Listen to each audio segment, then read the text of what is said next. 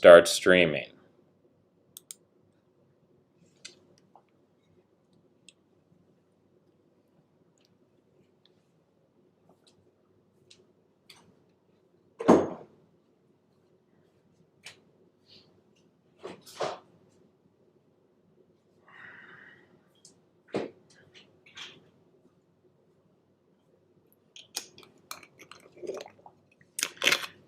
We're here. We got the 70 likes, so good job to everyone who helped out, to everyone who contributed. We're going to post this link of the new live stream into the D Live because we're doing a little bit of pre-live streaming over there, and I will post that and people will join if they want to join. You can now pin a message to the top of your live chat for viewers to read. Click any message to pin it. Use the options menu to unpin. Okay, well, that's interesting to know, and I'm sure that will be very useful in the future. What's going on today is, I suppose, a story I will recount for the YouTube audience, in which I was having a Wednesday walk. I was walking on a Wednesday afternoon, and a bureaucrat comes up to me, and he says, "Hey, dude." Now, in that moment, I had many different choices, but in my mind, there were basically two. There were two that appeared in my mind. One choice is to engage, and I saw a video recently of a man screaming, "I'm a disabled veteran." He was screaming this as he was being put in a chokehold, and as men were surrounding him and pulling him to the ground and putting him in handcuffs and restricting. I don't actually think they had handcuffs because I think they were mall security. Now, mall security are private employees, third-party contractors that work at the mall from a security firm. Some of them might be direct mall employees. Others are part of a security firm that's contracted. They don't have the right to arrest you. They have the right to detain you because if you're on their private property and you're doing whatever, they can detain you, theoretically. I suppose, I don't know how the law works. You enter into someone's private property, you enter into a private establishment. If you do X, Y, and Z, they have the right to detain you until the police come and sort it out, which is kind of weird, right? I mean, theoretically, that could be abused in all sorts of ways. Let's say I walk into the mall and I'm doing nothing, and the security guy is just having a good time. I mean, on what justification? If I'm too loud, if I'm running in the mall, if I'm shirtless in the mall, what is it? Under what circumstances can he detain me? What if I smile at him? What if I give him the evil eye? So what are the circumstances in which the mall cop, so-called, can detain you? But they're not necessarily police officers. Sometimes police officers are stationed in a mall in the same way that they can sit in their car on the side of the road and look for people speeding by. You can have real police officers in the mall.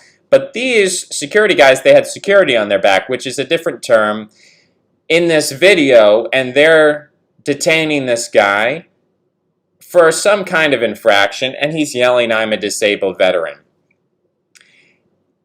And so that sort of scenario flashes into my mind as I'm having this bureaucrat yell at me, "Hey, dude." And I could have engaged, right? And that's what these disabled veterans are doing. They're engaging, right? They're doing something right or wrong or whatever they're doing, I don't know. But they're doing something, and the security and the bureaucrats, they come and they're just doing their jobs, and they say, "Hey, you're not following the rules." They say, "Hey, dude," and that's when it starts. And at that moment, you have a choice to engage or to not engage. And some people can't even see this. For some people, I think it's the decisions that people make are sometimes split second, and it doesn't have to do so much with, I could explain this to you, but no matter what you do, there's always going to be a gut level response. And some people are simply engagers. So you have people who are called enablers. I remember this. I remember when I was a wee lad and somebody dared me to climb out the bathroom window. Because the school bathroom, we had these windows, and I was skinny enough that I could slither out the window. They just left them open. They sort of cracked them open, and it was just skinny. I could fit it through my head and my torso and my legs, and that's all we needed. So I slithered my way out the window, and I guess the teacher saw me. I slithered my way out, and there was the playground and the recess, and I got in trouble. You can't jump out of windows. It wasn't very far. I mean, it was, 5 feet off the ground or 6 feet? I don't know. I wasn't literally like jumping out of a 2-story window. It was on the first floor. So I slither out the window. They can't do that. That's dangerous. You're going to hurt yourself. It's acrobat. You can't do parkour at the school, whatever. I remember my mother said, that kid who dared you, he's an enabler. So some people are enablers, right? And some people are engagers. Some people like to engage. Some people, you go up to them and you say, hey, dude, they can't help but turn around. They can't help but make eye contact and say, what? What do you want? And that's where things start to go downhill. That's where these bureaucrats, they become engaged, right? You engage with them, they engage with you. Now you're locked in a conflict. Now you're entangled in their mess, and it's very hard to get out. Once you start that process, it's like the dominoes are falling, and all of a sudden, you're in a chokehold, and you're on the ground, and the police are called, and all of a sudden, the news media, and you're losing your job, and it just never ends. I mean, hopefully, it starts with, hey, dude, you say what? And they say, hey, put on a shirt. Or whatever they're going to tell you to do.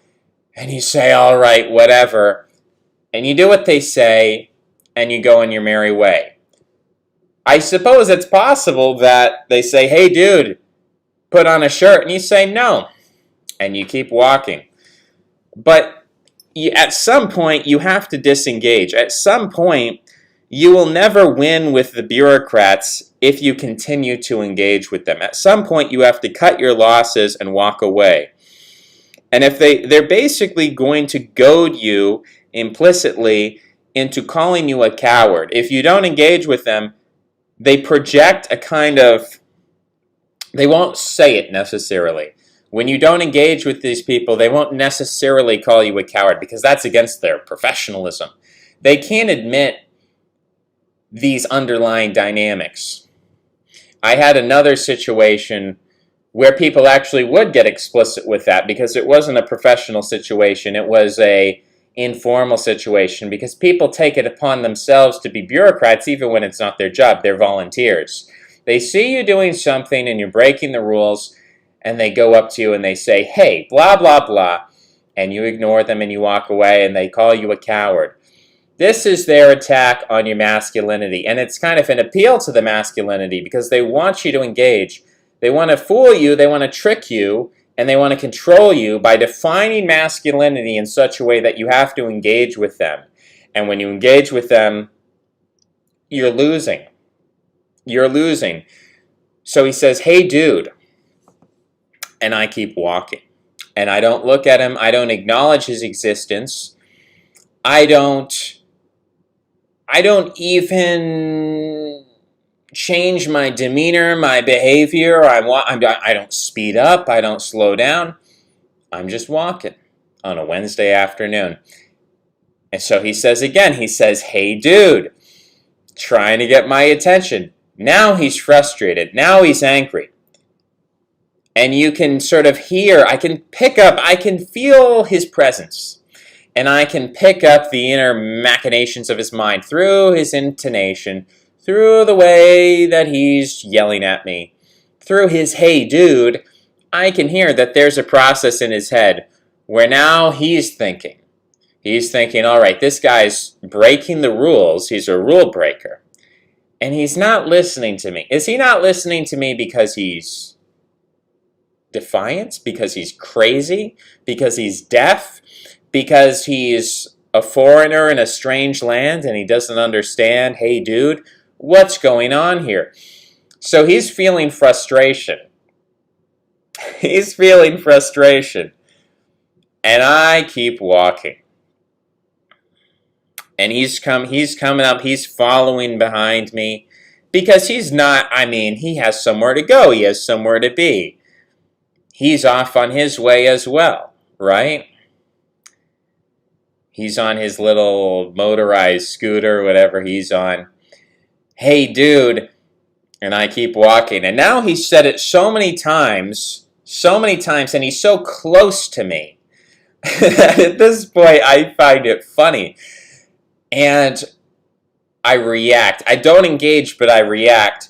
And I don't look at him, but I kind of go like, and I'm walking at this, so I don't stop walking, but I'm like, I kind of glance back and forth, and I don't look back at him, but I kind of glance back and forth like maybe I'm thinking about something, maybe I hear something, maybe I hear a little whisper, a fairy in the distance, maybe I'm hearing things. Maybe is that something? Did I hear a little fairy? Was that a little gnome speaking? Was there a little dwarf somewhere? What are the mole people?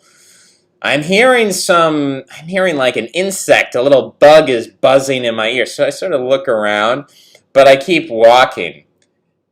And at this point, for whatever reason, that was enough. He was defeated. He was defeated because I refused to engage with him. I refused to acknowledge his existence. I refused to respect his little badge.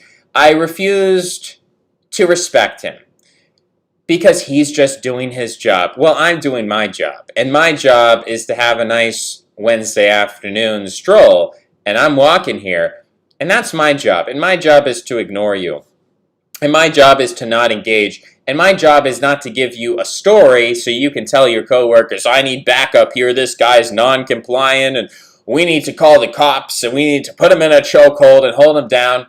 And then if I fight back, well, I win or lose, it's going to be a loss for me because they're just going to call in more people. And at that moment, I was thinking about all of the different opportunities. But he said, hey, dude, just to let you know, you're not supposed to be doing what you're doing. Just so you know. And he said it in such a feminine and passive-aggressive, and I'm just encountering more and more of these people. As I stroll on my merry way, as I go through my life, not bothering anyone, not hurting anybody, keeping to myself, being very, just sort of enjoying life, just having a good time. And you have these people increasingly. And I'm not going to say I never encountered them before, because everyone who's been through public school has encountered them. Everyone who's ever had to go to the DMV has encountered them. But I'm encountering more and more of bureaucrats and volunteer bureaucrats, and they're coming up to me, and they're saying, just so you know, or it looks like somebody's not following the rules, or some people are so inconsiderate. They're doing this indirect, passive-aggressive, and I'm not even engaging. Because they want you to engage. And it's not just in real life, but it's on the internet. They want you to engage with them so that they can report you, so that they can dox you, so that they can hurt you. They're looking for victims. They're very passive-aggressive. They're very resentful. They're these women, and I think I've told this story before, they're the kind of women who are just waiting for you to explain something so that they can then use their little term mansplain. They're just waiting for you to say, well, I was walking and it was a Wednesday after. Oh, thanks for mansplaining the day of the week. And at that point, they want you to engage. They want you to have an argument. They want you to say, I wasn't mansplaining. I was just, what do you mean I was mansplaining? They want you to have that moment of confusion. They want you to have that kind of like, hey, what do you mean? I'm well within my rights. I'm being polite. I'm being respectful of others. I'm not hurting anybody. Why are you attacking me? Why are you telling me you're not following the rules? You're mansplaining. You've violated our religion. And a lot of people, they have this reaction, right? And they kind of puff up their what do you mean? What do you mean I'm mansplaining? I'm breaking the rules? I'm not hurting anybody. Why are you attacking me? And the moment you ask that question, you're engaging. And they're trying to hook you in and get you deeper and deeper to the point where they're going to call you everything. They're going to label you everything. They're going to try their best to ruin your life because that is their purpose. They are seething. They're walking around. I'm walking around trying to enjoy life. They're walking around looking for their next victim. They're walking around and they're looking for a violator of the rule. And if they can't find someone, they're going to provoke you into violating the rules so that then they can say, gotcha, I gotcha. And now I'm just going to sink in my teeth. I'm going to sink in my claws. And I'm going to drag you down. And it doesn't matter how much time and energy and effort I have to put in order to ruin your life. They get this sick sadistic pleasure out of the whole thing. And they never rest. They're always in this state of agitation. They're not relaxed. They're always on the lookout. So he said, just so you know, you're not supposed to be doing that. And I didn't say okay. I didn't respond. I kept walking. And then he went off on his little motorized scooter. And I went on with the rest of my day. But I thought about, what if he had come up to me? What if he had hopped off? And what if he had blocked my path? What if he had said, hey, dude, what would I have done at that point? Because we haven't gotten that far. I'll be walking and people start harassing me and I just keep walking. And they can do whatever they want. They can say, hey, they can say you're a coward. They can say, well, some people aren't following the rules. Some people are very inconsiderate. They can say whatever they want. I keep walking. And sometimes I get mad, and sometimes I get angry, and sometimes I think it's funny, but I don't engage. But what if one of these people not only starts the process, but when I refuse to engage, what if they try to force the engagement? This is what I'm thinking. Because the rules that they're making are they are designed to stifle free men. That's what they're designed to stifle. They're designed to seek out strength and health and salubriousness and freedom. And I mean that not in a libertarian sense of low taxes or whatever. I mean that in the sense of somebody who is enjoying life and not looking to enslave other people and put people in a mental prison and basically drag people into hell. I mean, that's the demonic ideology. That's the demonic religion. So that's what I mean by free. Someone who is putting out positivity and they are not trying to drag others down with them. And so that's what all of this bureaucracy is designed to do. It's designed to drag you down. It's designed to make you miserable. It's designed to provoke your engagement so that they can then punish you. And you say, well, all I was doing was not wearing a shirt. But then, no, you weren't just wearing a shirt. Now you're trespassing because we told you to leave, because you didn't leave fast enough. And now not only are you trespassing, but when we tried to detain you, you resisted that. And then when we tried to put you in a chokehold, you fought back, and that's assault. Because, we're the security, and therefore we're allowed to put you in a chokehold because you're not black, you're a white guy. So who cares if we put you in a chokehold? No riots for that. So we're going to put you in a chokehold, and if you fight back, then that's assault. And then we're going to call the cops, and if you continue to fight back, now you're assaulting a police officer, and now you're going to jail for a long time. So they're going to continue to escalate this to try to squeeze as much blood out of you as they can because they love the scent and the taste of your suffering. So I was thinking, what if one of these days, one of these little passive-aggressive demons, what if instead of simply yelling at me from afar or, screaming and calling me a coward and trying to get me to engage, what if they take it to the next level? This is the next level, right? Because so far, I've had all these people trying to harass me, and I just ignore it. Whatever I'm feeling inside, I just ignore it.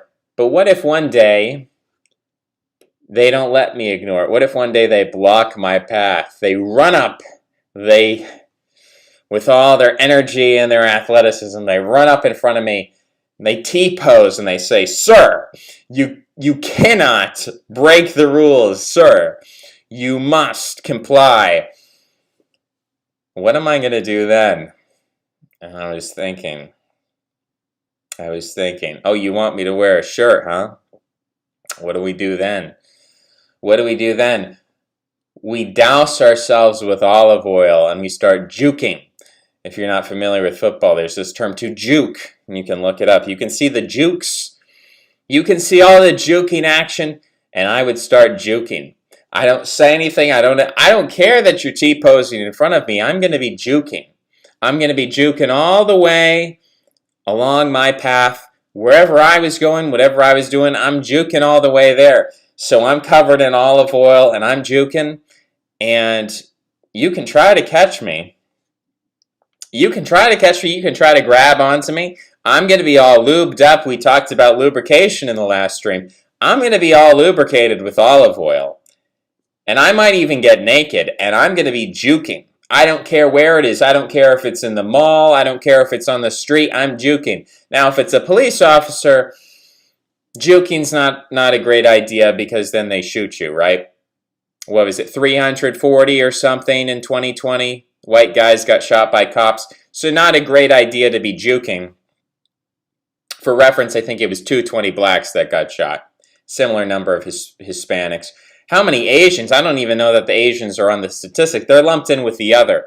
I think they lump in the Asians with the Native Americans because it's like one or something.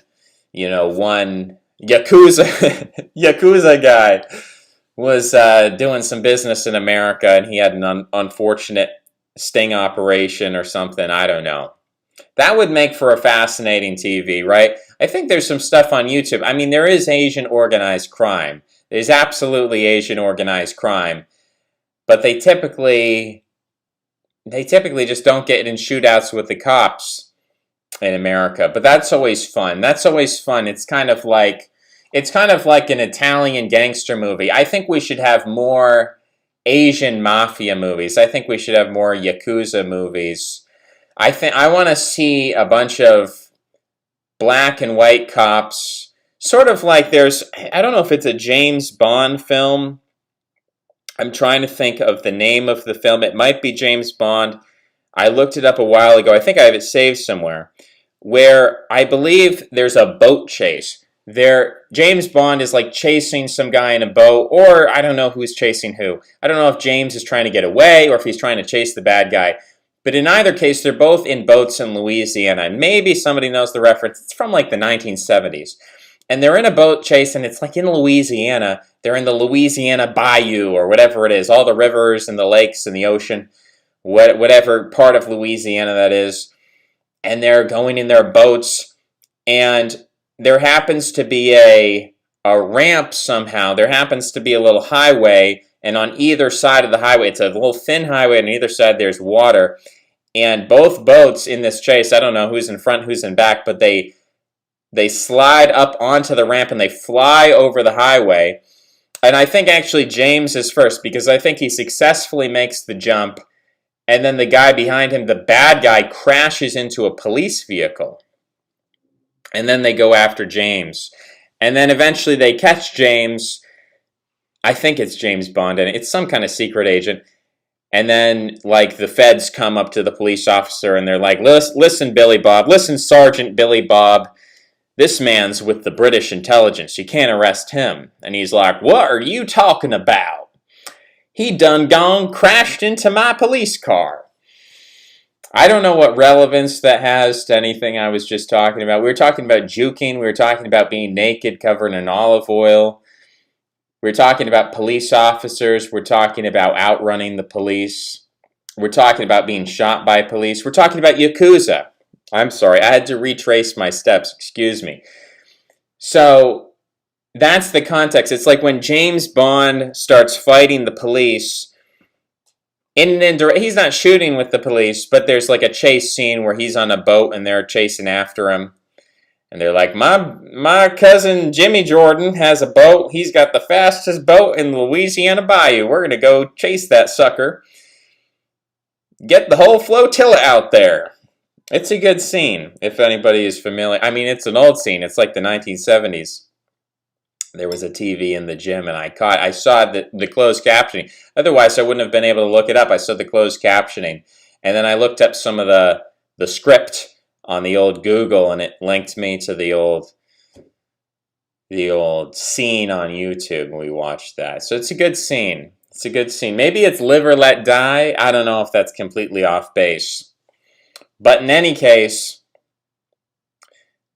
I'm thinking about we should make a film, and maybe there's some already out there we could recommend, but a film with Yakuza. I want Japanese organized crime in America, and they're conducting operations, maybe in California. I don't know where they're conducting it. Maybe it's not even Japanese. Maybe it's Koreans. Maybe we've got Korean organized crime, and they're in California, and they're doing something insidious, and they get in a shootout with the police, and that's where our dead Asians shot by cops will come from. But it'll be a fascinating story. It'll be exciting. It'll be like a mafia movie, like a Western. It'll have all those elements. It'll be fascinating because it's an unusual occurrence. But you don't want to get shot by cops. That's the moral of the story. So if you're dealing with cops, getting naked, covering yourself in olive oil, and trying to juke your way out of the solution, probably not the best, because they'll shoot you in the back, they'll tase you, they'll pepper spray you. So not a good idea. Wouldn't recommend that. But if you're dealing with bureaucrats, you're dealing with mall security, you're dealing with these people, DMV ladies, you're dealing with volunteers, you're dealing with people who are just coming up to you and they feel empowered, because sometimes you see these things and they call it a Karen. We had that whole controversy over the Karen where it started off really as a left-wing thing. Karens they're always enforcing the rules. And then they started saying, if a woman doesn't comply with the rules and people yell at her and she yells back, she's a Karen. So they totally flipped it on its head. This is what I mean when people say the left can't meme. The left might not be funny to you, but they can certainly meme. They can certainly take words and shift their meaning for their perverse desires, right? The billionaire left. And they will take the word Karen and they'll shift it from a woman who is blocking your vehicle and saying, you're going to run over me and you've violated the rules and I'm not letting you leave because you're not wearing a shirt. I'm calling the police. And they're on the phone with the police and they're like, he's threatening my life. That's what a Karen is. But then the billionaire left came in and they said, no, a Karen is a woman who's minding her own business and then gets harassed by DMV workers. And then she says, hey, get lost. And she yells back at it. She stands her ground. And she's kind of a strong Amazonian woman. They took the Karen and made her from this, rule compliant DMV volunteer. And they shifted the meaning of that word and they made it into a woman who's like Amazonian and stands her ground, and maybe she likes hunting and fishing. So they took it and they completely inverted it. But what do you do when a DMV worker blocks your path? You just got to whip out the olive oil. I'm sure you got a little, like Hillary Clinton always has a little hot sauce in her purse. You always got to have a little pocket olive oil, and you just rip off your clothes and you start dousing yourself with olive oil. You just start juking. And if they catch you, I guess they catch you. But we'll see. We'll see who wins. We'll see who wins on that day. I'm sure it'll be funny to watch. I'm sure it'll be funny. We can have some third parties doing some videotaping, get that up on the internet, get some viral footage. I'd rather see that. I don't want to see a man on the ground yelling, I'm a disabled veteran, you can't do this to me. And then people in the background are singing the Star Spangled. They're like, oh, say, can you see? In this kind of ironic, cynical way, like, oh, look how terrible our country is. It's like, why don't you do something? All these people are like, it's tyranny in America. Well, then do something, bro. There's like 20 of you. You're all singing the national anthem or whatever patriotic song. I don't know. you're singing some kind of patriotic song and you're just standing there and the guy's yelling, I'm a disabled veteran, and you're calling it tyranny, then do something. Look, I disagree with the whole thing because I don't want to engage. I'm going to be juking, okay? I'm not going to be standing there with my hands folded and say, well, arrest me then. Well, arrest me. Where's the law?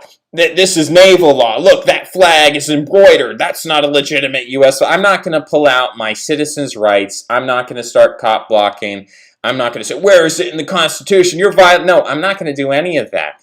So, frankly, I mean, this is just what happens. I wish it didn't happen, but when you engage in that way, I'm defending my rights, you're just going to be you're going to be put in a chokehold and you're going to be on the ground and you're going to be yelling, I'm a disabled veteran. And all the people will be singing, oh, say, can you say? It's going to be pathetic. That doesn't make for good viral content. I mean, it's out there and people are watching. They're saying, oh, tyranny has come to America. Well, then do something. I mean, look, it's not my thing. I'm not going to fight with mall security. But if that's what you believe, then I don't know. I'm not going to give you a recommendation. I wouldn't give you any recommendation because I don't want to have any part of that scene. That scene is just gross. And you know what? I don't care you're a disabled veteran. I don't care if you're a disabled veteran. You be funny, be entertaining, be full of. Don't fold your arms and say, "Well, arrest me then." No, have fun with it. You can't allow these people. Oh, we're gonna sing the national anthem. It's just pathetic. The whole thing it leaves a bad taste in my mouth. I don't support any of it. But it is. I feel it's hypocritical. I feel that the whole thing's superficial when they claim communism, Chinese communism's coming to America. It's like, well, then, what are you doing standing around? If you believe this is what it is, why are you just standing there? Why are you I mean, literally, if I see a guy on the ground yelling, I'm a disabled veteran, and he's in a chokehold with mall security, I'm going to walk away. I'm going to walk away, and I'm not going to stand there singing the Star Spangled Banner. I don't even know the patriotic songs. But I'm not going to sit there singing. Like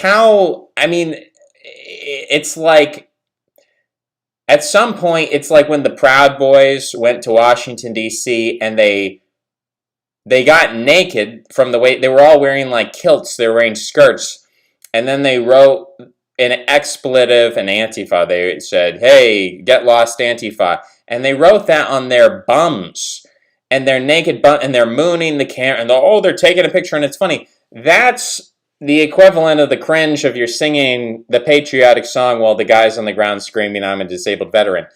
The whole thing is wrong. It's wrong in a number of levels. If you really believe that, it's not a time for singing. If you really believe that it's as bad as you say it is, and I do believe there's bad things going on, but you're going to stand there and sing, but it's not my battle. It's not my battle to fight. It's not my war to encourage. I'm going to be juking. I'm going to be covered with olive oil. I'm going to be juking away. And they're going to have to catch me. They want to grab hold of me and they want to try to restrain me. I'm going to be juking all the way out the door. And then the police show up and they're like, what seems to be the problem? They're like, there was a naked guy covered in olive oil. He wasn't following the rules.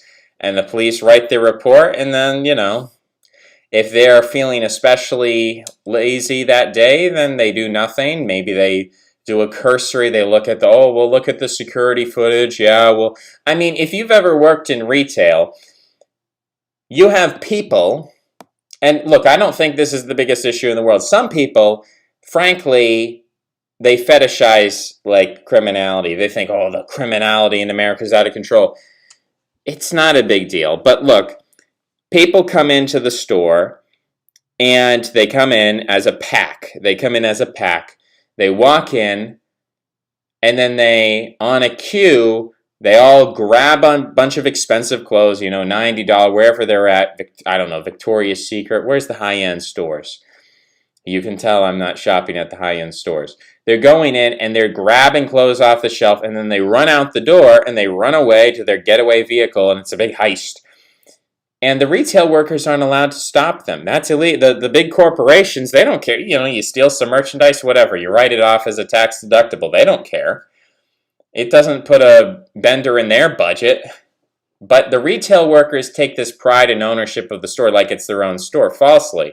But they still do it, and then some of them want to stop them, and that's against store policy. And then, all of a sudden, the criminals are going to be suing them for kidnapping because you're restricting us from leaving the store, and then you get into assault charges. So the law is totally on the side of the thieves in this case, because we don't have an honor-based society. We have billion-dollar corporations that are basically enabling the low to steal merchandise, whereas middle-class people who follow the rules have to go in and pay for it. It's another high-low versus the middle. And so you get people who go in and they steal hundreds of dollars of merchandise and they run away. And I've seen it happen, and other people have seen it happen and told me about it. And then what do you do at the end of the day? Nothing. You call the cops, and they come, and they do their little report, and they say, what did you see? Blah, blah, blah. They don't care. It doesn't matter to them. We'll look at the security footage. If we find who they are, we'll be on the lookout. They have so many different cases. That's not the priority. They want to give out speeding tickets. They want to entrap people on, hate speech charges or something. They're not really interested in, a bunch of young people stole a bunch of merchandise from your billion-dollar corporation. Yawn, move on. So when they hear, if I'm there, if you stand your ground, I'm going to be a conservative, reactionary right-winger, I'm going to stand my ground, I'm going to engage, I'm going to state my Constitution. Where in the Constitution? You're in violation, that's naval law, you can't, blah, blah, blah. And you're going to be on a chokehold on the ground. Then the police come, and now you're arrested. But if you juke your way out, covered in olive oil, and then the cops gone, and you're already gone, and they come later, they might look at the security footage, and it's like, they're not going to put a whole lot of effort into it. If you go brag about it on social media, if you say, hey, look, I was juking in the mall, I was covered in olive oil, and I got away, then maybe they come after you if you brag about it. But if you don't care about getting the acclaim, if you don't care about getting the credit, a lot of these, frankly, the mall cameras, look, if you kill somebody, then they look at the footage and then they track you down. The footage and additionally, I don't endorse murder, but I'm just going to say like 50% of murders go unsolved. That's just a little footnote to all of this. So if 50% of murders go unsolved, I'm pretty sure you can violate the rules in the mall and juke your way out. So maybe that's something people should try. Maybe people should be more into juking rather than I'm going to stand my ground. I'm going to stand my ground and I won't back down. Is that Johnny Cash? Are we channeling Johnny Cash here? But I know that we are streaming somewhere. Somewhere we're streaming among all the different tabs that I have open because we didn't have 70 likes, so then we were on D Live, and then we switched on over here. Let's close out everything. All right. So now that we've closed out everything, we can take a look at the comments. We can see what's going on. Why did you leave D Live? What's going on? Are you high? Are you talking to us? I'm talking to you. That would be false imprisonment. True. Dude, I'm out. You ain't even giving me attention. The slithering snake. I'm walking here. The virgin bureaucrat versus the Chad ignorer. People are so used to negging, they think it's normal social interaction. Ken basically conceives of himself as James Bond. Whenever someone confronts you like that, feign autism and start confidently muttering mathematical equations about trains. That's good advice. I was doing a little bit of my name Jamal. I was trying that out. It is funny. It is funny to walk in public and just start yelling, my name Jamal. That's always a good one. Can Matrix juke and rent a cops? His natural slipperiness enhanced by copious amounts of Spanish olive oil. Well, I prefer the Italian, to be honest, but I remember a stat about how apparently a third of people were informants by the end of the Soviet Union. I wonder if that really is just referring to everyone being super neurotic and overly inquisitive. Like everyone felt so powerless, they desperately tried to exact it where they could. The virgin soy oil consumer versus the Chad olive oil anointer. Yes, and speaking of anointing with olive oil, I will tell you that I am going no shampoo. We are going no shampoo mode. People are saying, how do you do it? How is your hair so luxurious? And I'm going to give you the secret. And I heard about it for a long time. You know, Connor Murphy, we're a little bit disappointed with Connor Murphy. He's got the OnlyFans going on. But he did say no shampoo, no soap. Now, I'm still using the soap. I'm part of the 30% of men. I go to the bathroom, I wash my hands with soap and water. I've always been doing that. That's just what I do. And he says no soap. I'm still using soap. But I'm not using shampoo. I'm not using body wash, shampoo, conditioner. I'm not doing any of that. Now, if you're an oily person like myself, your skin gets oily. You get acne. You get dandruff. There's all kinds of problems. And so, for my whole life, I was using shampoo and I was using dandruff shampoo. And if I stopped taking it, or I even used a non-dandruff shampoo, because it has some kind of sulfur, whatever, sulfuric something, I don't know what it is, but something to get rid of the dandruff. And anytime I didn't have that, if I had someone else's shampoo, like you go to a hotel, they got the little bottle of shampoo, you're using that, and I would get the most terrible itchy head. I mean, I would be itching, it would be bleeding, it was a terrible mess. So I said, well, you know, the whole no shampoo thing sounds nice, but I just can't do it. I have to have my shampoo because I guess I just have a problem. But Connor Murphy, he reiterates something I've heard many times before. He says, we got to get rid of this shampoo because it contains all these chemicals and all of these xenoestrogens and all these plastics and industrial waste, and they're putting it in the shampoo. And you know it's part of the billionaire class, and you know they're trying to poison you, and you know that they are messing with your hormonal system. And I said, you know what, Connor, you're right. And it took me a while. And I tried it. I really did. I tried it. I tried no shampoo. But here's the thing. I can't just do the water. I can't just say I'm going to take a shower with water and just water. I need a little something extra. And if you're an oily person, if you've got dandruff, you know what I'm talking about. Because you develop oils on your skin and you have to have some way of exfoliating. You have to get rid of those. So I was watching these advertisements on YouTube. Dr. Squatch Natural Soap. And I thought I could buy, I thought, okay, well, it's got the plants and it's organic or whatever. Maybe I'll order that. And I thought, why would I order Dr. Squatch, which is probably overpriced. You got to pay for shipping. Why would I pay for that when I could just come up with a natural home remedy? And so I looked it up. I looked natural remedies for things like dandruff. And I found apple cider vinegar. Now, I already have some apple cider vinegar lying around because you're supposed to drink it. It's supposed to be good for you. So I had some of that, and I thought, what else could we use? What is apple cider vinegar? Well, it's kind of acidic, you know. It kind of, when you put it on a cut, it sort of burns. And so I said, what else is like that? Well, lemon juice. So we started to use that. We started to use the apple cider vinegar. We started to use the lemon juice. And it's fantastic. And here's the issue with the apple cider vinegar. It smells like vinegar. So then you use that and your bathroom smells like vinegar. And then everything smells like vinegar. You're walking around and you smell like vinegar. So, kind of an issue with the smell. But it's effective in terms of you put it in your hair, it exfoliates, it removes the oils. It dries things out so that you're back to neutral.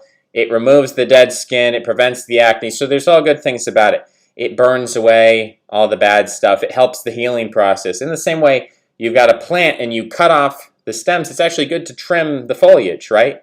And so in a sense, you're trimming the little leaves of your dead skin cells. Maybe it's gross, but, you know, it's effective. So you use the apple cider vinegar, but then you follow that up with some lemon juice. What I have discovered, there's two types of lemon juice I've tried. I've tried the concentrate, which has sulfates. Sulfites, it's not good. You shouldn't use it, but it's better than shampoo, right? It's like one chemical.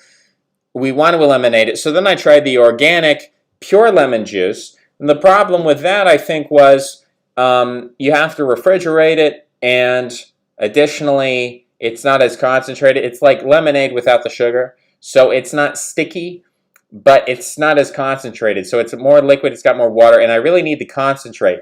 I need that concentrate to wash out the apple cider vinegar, and you smell citrusy fresh, you smell great. And, you know, no one's come up to me and harassed me about my smell. So I smell like lemons, And we've got the apple cider vinegar, and we're feeling good, and we're off shampoo. I mean, I've still got it if for whatever reason, I wake up and I feel that I've made a terrible mistake. But, I've been doing this for weeks. I've been doing this for maybe a month now, since November. We're reaching the end of December here, so I've been doing it for quite a while. And you know what? I feel better. I feel better. And it's that sort of thing. It's the healthy living that I'm all about. The things that we can control. We can't change the laws of the bureaucrats. We can't get rid of the bureaucrat class on our own. We may want to, and if we have the opportunity to vote in a certain direction on a local level, you can vote for a sheriff who's not going to enforce ridiculous things. I mean, you look at what's going on, compare California, New York, Illinois to Florida, and you see there is a difference. So there is politics at a local level. National level is a little, it's kind of, it is what it is. But the local level, I think you can do things. You can vote, and you can do things that will make life less of a living hell, that will not give these bureaucrats all the suffering and pain that they desire. So you can do that, and that's important, and we can make those incremental changes. But try it out. If you haven't tried it out, I know just going cold turkey, if you lose the shampoo, if you stop using shampoo, you're probably going to get an itchy head. You're probably going to have problems. But use these natural. Try it out. Try out the apple cider vinegar. You might, if you don't keep your eyes closed, your eyes are going to burn. If you got cuts on your body, it's going to burn. But that's just healing, right? Probably not your eyeballs, but it's like salt water on a wound. It helps the healing process. Pain is good for you sometimes. So it's going to feel a little weird. You might get it in your eyeballs. It's not going to kill you. I would say try it out. I would say give it a try. Try it out. See what it's like. When life gives you apple cider vinegar, make lemonade. The solution all along was simply dousing oneself in vinegar and oil. I have lox, so I use a combination. I don't know what lox is. I use a combination of apple cider vinegar and baking soda. The solution removes gunk that I can't get it. What is lox? I'm not sure what lox is. Is that salmon? You have salmon? I like salmon. I like salmon on a bagel with some cream cheese. We got a little bit of a stream in here today. We got like a 45-minute stream. Dreadlocks. Oh, okay, you've got dreadlocks. I don't know the terminology. I'm not hip on the dreadlocks. I wonder if I could have dreadlocks. I wonder if I could do that. We'll see. We might let the hair grow. We might see that the dreadlocks might appear. We could get dreadlocks. That would be different. I use ketoconazole shampoo once every 4 days. Has completely eliminated all my scalp problems. I'm an oily person too. I've never heard of ketoconazole. We could look it up. We could find out what's it all about. Ketoconazole. Used to treat skin infections such as ringworm, athlete's foot, jock itch, and dandruff. Okay, it's an antifungal. I'll look up the sold under the brand name. Applied to the skin. It includes redness as a side effect. It can be used over the counter. Off-label uses hormonal. It inhibits activity of several enzymes necessary for the conversion of cholesterol to steroid hormones such as testosterone and cortisol. So it is a testosterone inhibitor. It has been used to prevent testosterone flare at the initiation of therapy in men with prostate cancer. So, I mean, look, you use it. It helps for you. I've never used it. I don't need to use it. I found something that worked for me. It caused birth defects for women, so that's not a good thing. We don't want that. Activated charcoal may be used in the case of an overdose. It has been found to result in gynecomastia at a result of 21%. So you're gonna get gyno. There's a lot of problems. I cannot endorse ketoconazole. I can't endorse it. But you're using it. You say it works for you. I can't, I don't know your body. I don't know what's going on with you. Maybe you need to use it. Maybe it's just one of those things that's one of those sacrifices you have to make. But I don't think I'm going to jump on it. I think I'm going to stay with what works for me. And we'll keep going with that. It's used for hair loss, says Makis. It's an androgen antagonist, has topical effect on the scalp to prevent baldness. Ah, yes, preventing baldness. Well, perhaps at some point, maybe I will go bald someday, but not quite yet. Not quite yet. We're not quite bald yet. We still have a ways to go. What is it? Is it the mom's side where you pass on the baldness or the dad's side? Because I probably will go bald someday. We probably have, I don't know. If I haven't gone bald yet, I mean, 10 years, 20 years, we'll see. We'll see if we go bald. We do have some onion here. And we were eating that over on DLive. I don't think we're going to do a 3-hour stream. Depends on the type of baldness. It's both sides. Okay. I thought it was more one or the other. If you can't grow a beard, it's a good indication you might not go bald. Well, I don't know that's entirely true. The thing is, my grandfather had cancer, so he obviously went bald due to chemo. But I think he was bald even before that. But he never grew a beard. I think he could theoretically possibly grow a beard. But he had very light blonde hair, so I think his stubble was very blonde, and so maybe he just shaved a lot. So I don't know. I think he was bald and he could grow a beard, but there's no pictures of him with a beard that I've ever seen. So I don't know. For my part, I'm not the most beardly person. I know people where they're 14 years old and they're growing a beard. I've never been that guy. I mean, I can get to the point where I've got stubble and it looks rough and it looks like I'm homeless, but it's not really the biggest beard. High DHT leads to balding. So is DHT, is that in marijuana? Are you talking, or is that in plastics, DHT? Is that Joe Rogan? Is that why Joe Rogan is bald, because he smokes so much weed? If you smoke weed, are you going to be bald? Androgens have an effect on hair no matter what, so even if your hairline doesn't recede, your hair texture will thin as you age. Ah, okay. That makes sense.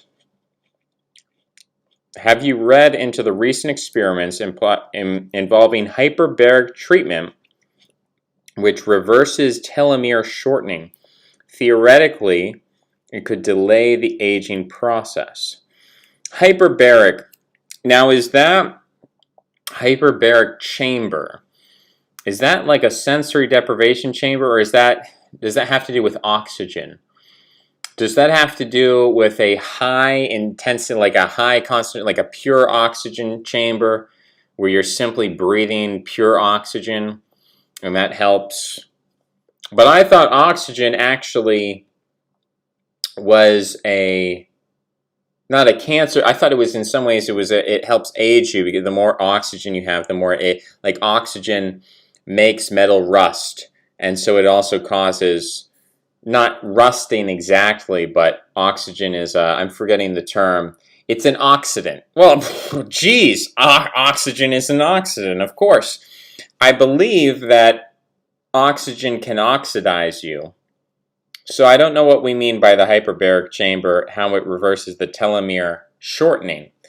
But what I will tell you, Greg, is I've seen a lot of people in the live chat, in the last one, and they were talking about how we could extend our life and we could prevent aging and we could prevent death. And I'm not interested in that at all. I'm interested in a mindset where we have the conception that we're going to die next year. That's the kind of mindset I want to encourage, because I think this obsession with preventing death and preventing aging is not allowing us to live the way that we should be. I think it's the wrong priority.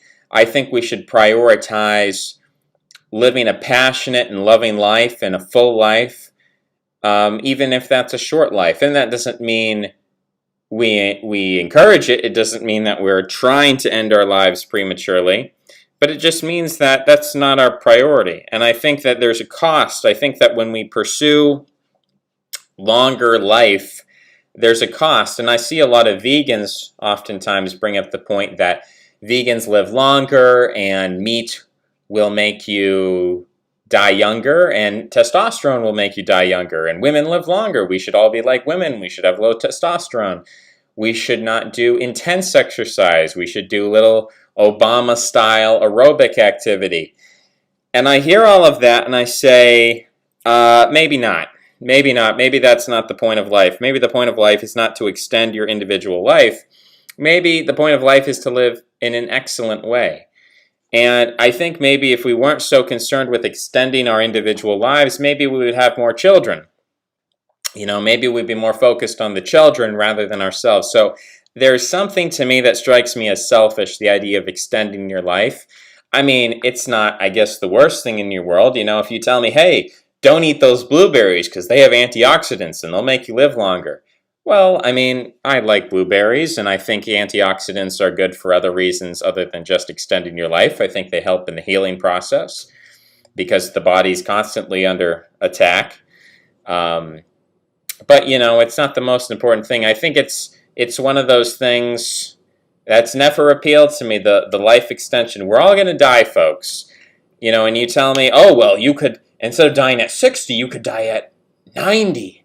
You could die at 120. It's like, I don't want to be old for that long. I want to be young, and I know I'm going to get old, and I know I'm going to die, but let's try to use our youth.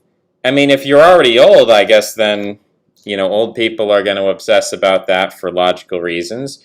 They don't want to die, but I think that our culture is dominated by a mercantile mindset that sees life extension as purely positive. And I think that's fundamentally opposed to the priestly and the warrior mentality, which is not concerned with extending the material life, but is about, for the warrior, it's about glory and not having a straw death. And for the priest, it's about eternal life. You can use, what is this? What is this? We're giving you all kinds of chemical names. You can use finasteride or dutasteride to prevent balding, but it kills your sex drive and you might get gyno. THC is in marijuana. So what were we talking? DHT? What is DHT? DHT is a type of testosterone. Okay. High DHT leads to bald. Okay. Let's look. We're learning chemistry today. DHT. DHT is an androgen. An androgen is a sex hormone that contributes to the development of male sex characteristics such as body hair. Stands for dihydrotestosterone. DHT is used for low testosterone levels in men. It's biologically important for sexual dimorphism. Okay, so there's a whole lot of like alphas and beta 5 and genetic males and reductase and virilization. Oh my goodness. We're getting a whole lot of facial hair was absent or sparse in a relatively large group of Dominican males with a condition known as guive-dosis, a term used for children with a specific type of intersexuality in the Dominican Republic. However, it is uncommon elsewhere. Oh no! What is going on? They're classified as girls, but at the age of 12 they start developing male genitalia. This is due to a deficiency of 5-alpha reductase, an enzyme involved in the metabolism of testosterone to dihydrotestosterone. The first investigations began in the 1970s when Julian Imperato McGinley, an endocrinologist from Cornell, traveled to the village of Salinas with a population of 4,300 in Dominican Republic to investigate reports of female children becoming male at the onset of puberty. It was determined by a 5A reductase deficiency, and the results were published in 1974. The frequency of the deficiency was found to be unusually high in Salinas, with an occurrence ratio of 1 to every 90. Pediatric endocrinologist Tala Dejani refers to this anatomic and cultural phenomenon as pene a doce, which translates to penis at 12. The seemingly surreal transformation of a phenotypically female child into a phenotypically male adult at puberty, which is reported to be celebrated in Dominican culture is the result of a genotypic male XY born with a deficiency in the enzyme 5A reductase. 5A reductase is responsible for the conversion of testosterone to dihydrotestosterone via reduction of testosterone. It's a hormone responsible for the majority of development of the primary sexual characteristics. However, the oxidized form of the hormone promotes secondary sex characteristics. Thus, an XY child without functioning 5A reductase cannot convert testosterone. At puberty, when large amounts of testosterone are produced, secondary sex characteristics such as deepening voice, muscle, and anabolism develop, producing a phenotypic male. So what is it about this little village, Salinas? The village of Salinas. What is going on in the Dominican Republic? No, that one's in California. We don't want California. We want the Dominican Republic. Dominican Las Salinas. It means salt in Spanish. Cuisine is notable for having a number of children with this deficiency. They are switched gender and are raised as boys. It's common enough it does not cause concern who are accustomed to it. Okay. But why is this happening in this village? Can somebody tell me what the heck is going on in Las Salinas? This is bizarre. Why? What is going on? Are they dumping chemicals over there? Are they... What are they doing over there? It's thought to be because of a founder effect. Okay, in a small remote village known as Las Salinas in the Dominican Republic, a number of children are born with a condition. These children are born female, but their sex changes. The village has attracted endocrinologists.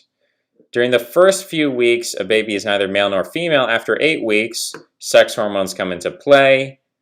The gonads become testicles, and testosterone is released into a structure known as a tubercle. Testosterone is transformed into dihydrotestosterone. If the baby carries XX, then no dihydrotestosterone is created. In the case of the Gueve doces, though the children possess the Y chromosome, have male internal organs, they appear female externally at birth and are raised as girls. This is interesting. So, where's the founder effect? I want to know the origin of this human biodiversity. It's thought to be because of founder effect, with the villagers being interrelated because they're geographically isolated, descended from an individual who carried the genetic mutation. Okay. So they're all cousins, is what you're saying. Saladillo is another town like this. Okay, so they're all cousins. So they have a pseudo-hermaphroditism. Okay. All right, I now understand more about the fluidity of human gender. I thought it was like they were the victim of some kind of, chemical pollution or something like that going on in the Dominican Republic. But apparently, it's just the fact that it's a small village full of cousins. Well, that was an interesting digression. We learned about how testosterone transforms into dihydrotestosterone, and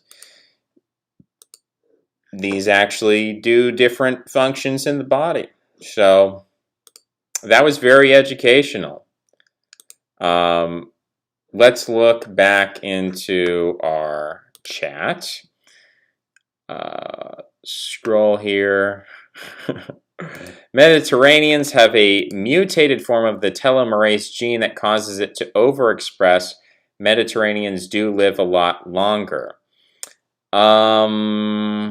Scroll up a little bit.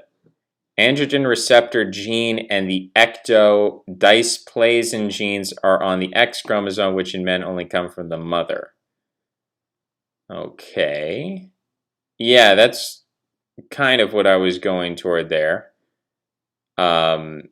I don't know if I believe. I know Italians have a longer lifespan than, say, I don't know, the Austrians. Is that universally true? Traditional philosophy versus post-structuralist philosophy. What is your preference for your day-to-day life? Well, I don't even know what post-structuralist philosophy means. Philosophy, to me, when someone uses the word philosophy, I'm thinking about a structure. So when you say post-structural, that's like calling yourself an anarchist. And I think it's a form of obscurantism. Whenever someone says, I'm an anarchist, I'm a post-structuralist, I'm a relativist, I'm a subjectivist, I'm a nihilist, I think usually that means that they're obscuring their center of power, which is basically what democracy does, right? Democracy says power to the people. Well, do the people actually have power? Or is that a form of obscurantism? So I think it's not really coherent to call yourself a post-structuralist in the same way it's not really coherent to call yourself an anarchist. People do it because they're lying to themselves and they're lying to other people. Everyone has structures. Everyone has morality. Everyone has, most people have. If you are a social person, you have morality. If you're operating according to rules of sociality, that's a form of morality. So, but as far as the term traditional philosophy, I don't think the term traditional implies a lack of development and it implies a lack of response to new conditions. There's also another way of looking at it, which is that traditional philosophy is not ideological in the sense that ideologies tend to be hyper-focused on a single axiomatic point of reference. So, for example, someone who says, I am a biblical literalist who does not believe in evolution because evolution contradicts my literalistic interpretation of the Bible, I think there's a certain definition of the word traditional where you would say, that's not a very traditional philosophy because it is denying all sources of authority outside of one singular fetish object. And it's extremely monolatric in its perspective, in the same way that someone says, well, I'm a Trotskyite. So that means not only are you a Marxist, but you're specifically a Trotskyite. The word traditional implies to me again, there's multiple meanings. To some people, when you say traditional, it means you don't accept anything new. To other people, traditional implies that you are not monomaniacally centering your philosophy. And to me, philosophy and morality are completely intertwined. I think to say that you can have a metaphysics without an ethics and that they're somehow separable, I just think that's completely incoherent because we are social and therefore we are moral. And if we're moral and we're social and we have a conception of metaphysics, we have a conception of the world, people who call themselves materialists, well, that's their metaphysics and that affects their ethics. They think that it's all just common sense. They think, well, of course the world is only material. And of course, as a result, we should just be utilitarians or solipsists or whatever.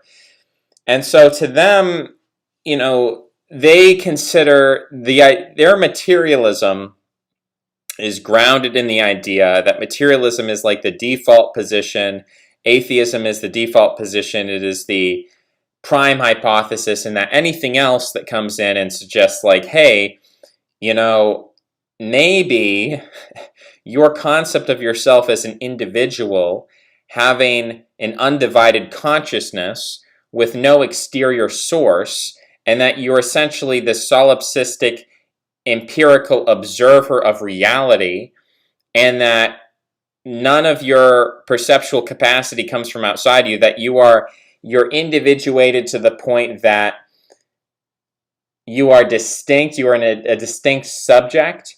The faith that they have in the absolute subjectivity and individuality of their perception, I think, is flawed. It's an assumption that they make, and it's a scientific assumption, right? It's that I'm a scientific observer, I can look at phenomenon, and I'm doing so in an isolated sense.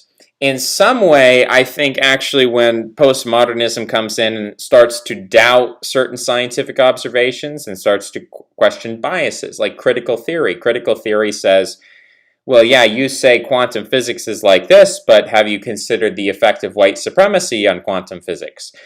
Now, a lot of people hear that, and of course, that's an invention by the billionaire class to cause racial resentment. So I don't buy that particular narrative. But the overall scheme, which is this questioning and the undermining of, have you considered the ways in which all of these things are intertwined, in which we have biases and we're making basic assumptions about the nature of consciousness, that things just sort of unfold from there. It's like, well, the scientists tell us that we're basically a brain. We're this neuron network. We're basically a computer. And if you suggest anything else, well, that is somehow a hypothesis that then you have to prove. They imply that somehow the idea that we're a computer, a mushy computer, is somehow the default hypothesis, when that is not immediately intuitive. It is not immediately intuitive that I am a mushy computer. You're simply taking on faith what scientists are saying and then saying that's the default hypothesis because scientists say it, and look at all the wonderful things science has brought us. Science is clearly powerful, but as powerful as it is, it's also powerful for enslaving people. And so we have to question, when science is very powerful and with agriculture and all the things. And I'm thinking back to the Thunderfoot, debates. He would debate creationists, and he would appeal to the utilitarian nature of science. Look at all the technology science creates. Yeah, that's very good, but as much as it can be used to increase our population, increase our lifespan, whatever, decrease death rates and mortality, it can also be used to enslave people. It also can be used, you can scientifically brainwash people. That's what advertising is, right? So you believe every advertisement, you believe what the scientists tell you.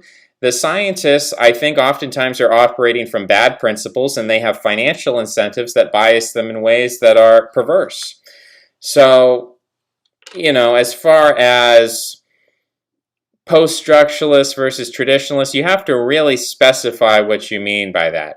Offhand, I would sort of dismiss post-structuralism, but I think there are a lot of interpretations of what does it mean to be a traditionalist. It's not a label I strongly identify with, because I think the commonsensical interpretation of the term traditionalism is that you're a reactionary who hates everything that happened after a certain date. You pick a certain date in time, 1950, 1850, 1750, 1650, 1550. And each of those years has a significance. 1950 is like the post-war period. 1850, we're talking about the Civil War and the right of Southern secession. 1750, we're talking about the French Revolution. 1650, we're talking about the English Civil War. 1550, we're talking about the rise of Protestants and humanism. And we could go back to 1250 with the scholastics and the nominalists, right? So that's what I hear when I hear someone says I'm a traditionalist. It means that in their mind, they've picked an arbitrary point in the past, and they say before that point everything was good, and after that everything was getting worse. That's not my perspective. In terms of, if I had to pick a date, it would be 10,000 years ago of when things started to fundamentally change. But it's probably older than that. It's probably 200,000 years ago when we got put on the trajectory that we're on now. People don't understand the concept of exponentials, and so they don't understand that the invention of language and memetics encoded in it the potentiality for transgender rights. That sounds very mystical to people, and they say, well, no, the one thing doesn't necessitate the other. Transgender rights is a specific symptom of a progression, of an evolution of consciousness structures, as Gebser calls them, from a consciousness structure where we start in the magical consciousness, and then the mythic consciousness, and then the mental consciousness. All of that is implicit in the development of language. And so things like transgender rights are made possible by the mental consciousness structure that we have as a result of the development of language. So if you had to nail me down in this paradigm of like, okay, choose an event that led to everything that we have now, all the problems, we have these problems because part of our brain is pre-mimetic.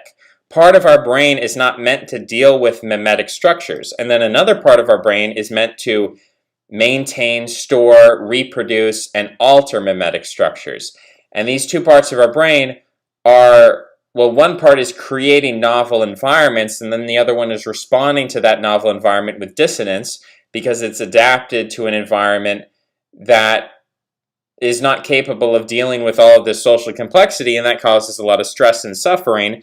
And then people come in and they abuse that. People recognize the power of submitting people to a bureaucracy. They understand the potential to enslave mass populations, 7 billion people on the globe, and they use that to demoralize people, to confuse people, to drain them of mental and spiritual energy so that they can be enslaved. Do you call that traditional philosophy? Well, I don't want to eliminate language. I'm not trying to eliminate mimetics here. I'm saying that we have to recognize this dissonance and we have to deal with it in the best way that we can. There are a number of things that we can do. Some people think that they have it all figured out. Some people want to pick a niche symptom. They want to say, well, circumcision is a symptom, or transgender rights is a symptom, or rioting is a symptom, or crime is a symptom, or they'll pick any number of symptoms.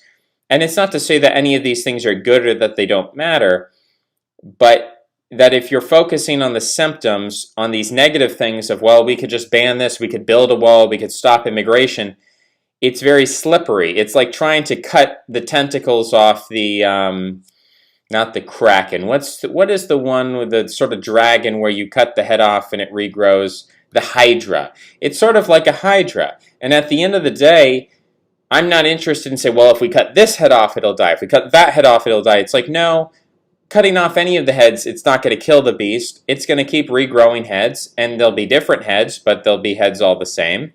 And what we need to do is we need to strengthen ourselves. Rather than be cutting off the heads, strengthen ourselves, and it's a complicated beast. But, we have to work on ourselves. We can't be concerned with, well, if we did this and did that, and we tried to kill the Hydra. At this point, we don't have the capacity to override a 7 billion people strong system. The number of people who actually understand all the components and the causes of what's going on is very few, and most of them are promoting the system. Most of the people who understand what's going on are part of the system of trying to demoralize the mass population, trying to destroy the middle class. I think they do understand what they're doing. I don't think they're ignorant. I don't think there's, a lot of people, right-wing people will say, the government is incompetent. And sure, bureaucrats are incompetent, but bureaucrats don't determine the morality. Bureaucrats receive the morality. And not even the university, and even the priest class that's shown to us, like the university professors, even though they don't generate it because they receive funding, they receive positions. At some level, I think the people who determine the morality of our society are highly competent and they understand everything that's going on. I don't think they're ignorant. I don't think it's accidental. I don't think it's simply the logic of capital. But I think those things are intertwined. I think that the logic of capital provides incentive to elites who understand that logic and manipulate it.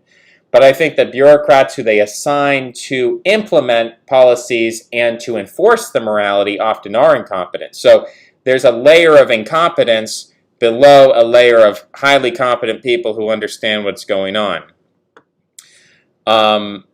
That's what I'll say about that. Maybe Hypermodern can clarify what he means by traditional philosophy and be more specific, because there's traditional Islamic, there's traditional pagans, there's traditional Christians.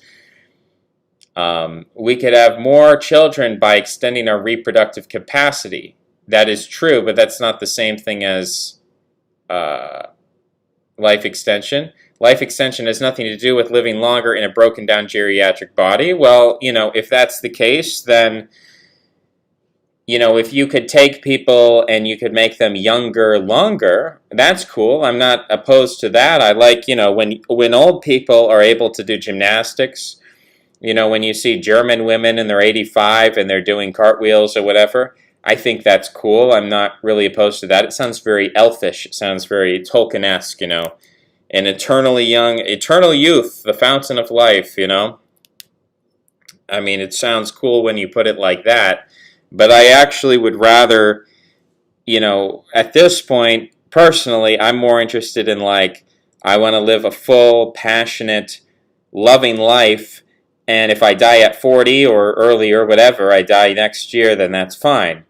I'd rather have that than live the life of a bureaucrat or a scientist or whatever. I mean, I don't care how long I'm alive and young and whatever and healthy if I'm not doing what I'm supposed to be doing. So, I don't know. I think just simply extending your youth is not purposeful unless you're using your youth for good ends. I mean, that's kind of my moral orientation. All more plates, more dates fans in here, I guess. Does the right wing have any chance for success? I would say broadly no. Broadly no. I mean, what is the right wing right now in America? It's Trump. Does Trump have a chance for success? What does that mean? If he did cross the Rubicon, what would we get exactly in this country? I think you have to look at, to understand the superficiality of right-wing success. I mean, there's a lot of things to look at. You look at Charlie Kirk, you look at Tucker Carlson, you look at a lot of these people, you look at Donald Trump, you look at Francisco Franco, and you find that a lot of what people call right-wing success is very ephemeral, temporary, and superficial. And often it really facilitates left-wing developments. I mean, under Franco, for example, the academia of Spain was still moving in a left-wing direction, and they sort of the point that where Spain was in 1980, it was almost as if Franco had never existed, right? So, in some senses, I don't see that. I don't see a right-wing reaction as effectively changing the ultimate course of this globalization process. To me, the significant disruptor is not going to come from right-wing Catholic reactionaries. It's going to come from a technology that enables a warrior class to overpower the merchant class. And you see that, for example, with the Mongolians, that the Mongolians developed certain technologies that some say were as a result of an ecological boom, that all of a sudden the Mongolian plain was resource rich, and so the feuding that happened between the Mongolian tribes, all of a sudden there was no reason to feud anymore because everyone had enough to eat. And so they ended up uniting under Genghis Khan, and they ended up conquering all these mercantile societies like China, and I guess at that point it wasn't Babylon anymore, but Iraq and so on. So I think something like that is possible if you get a kind of an algae bloom, they call it ecologically. If you get a situation where there's a kind of runaway technological explosion, you have the potential for that to be utilized by a warrior class to basically smash the current system that we have, where it's essentially all insider trading and copyright. You look at all the people who are rich, they're not producing value for the most part. They're mostly just sticking their name on a product, and if anyone else tries to compete with them, they use lawfare to destroy them. It's government monopolies. I mean, whether it's social media, whether it's Microsoft or Tesla, tech companies, it's all, it is all ill-gotten gains. So they're hoarding all the wealth, and I think the only way to smash that is not, you can't smash capitalism with capitalism. It has to be some kind of runaway technological event, whatever that looks like. Or alternatively, it would have to be a fanatical religion. But I think probably it's going to be a little bit of both. I've read somewhere if you take into account war and infant mortality, the average age of death hasn't improved over centuries. That's true. I believe that. Um, is this the content we want? I don't know. You gotta, whatever content you want, you gotta ask for it.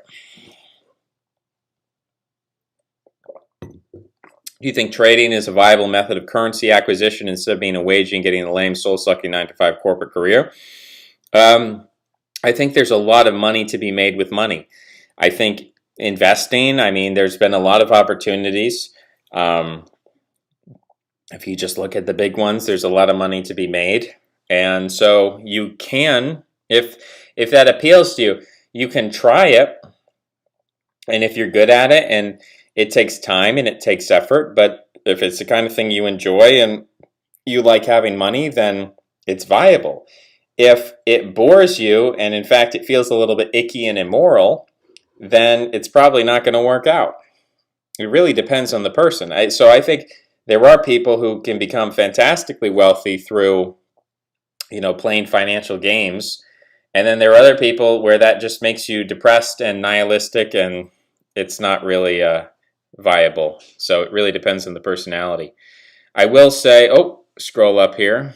I will say that anti-aging is more of an obsession among certain people than other certain people. Could be tied into narcissism, alternatively a lack of investment in biological descendants, but regardless, it's super unfair that Greenland sharks live exponentially longer than humans. I don't know that it's unfair. What did they find in the salt mine? Some cursed pre-Columbian artifacts. Spanish have longest average lifespan, also highest rate of male pattern baldness.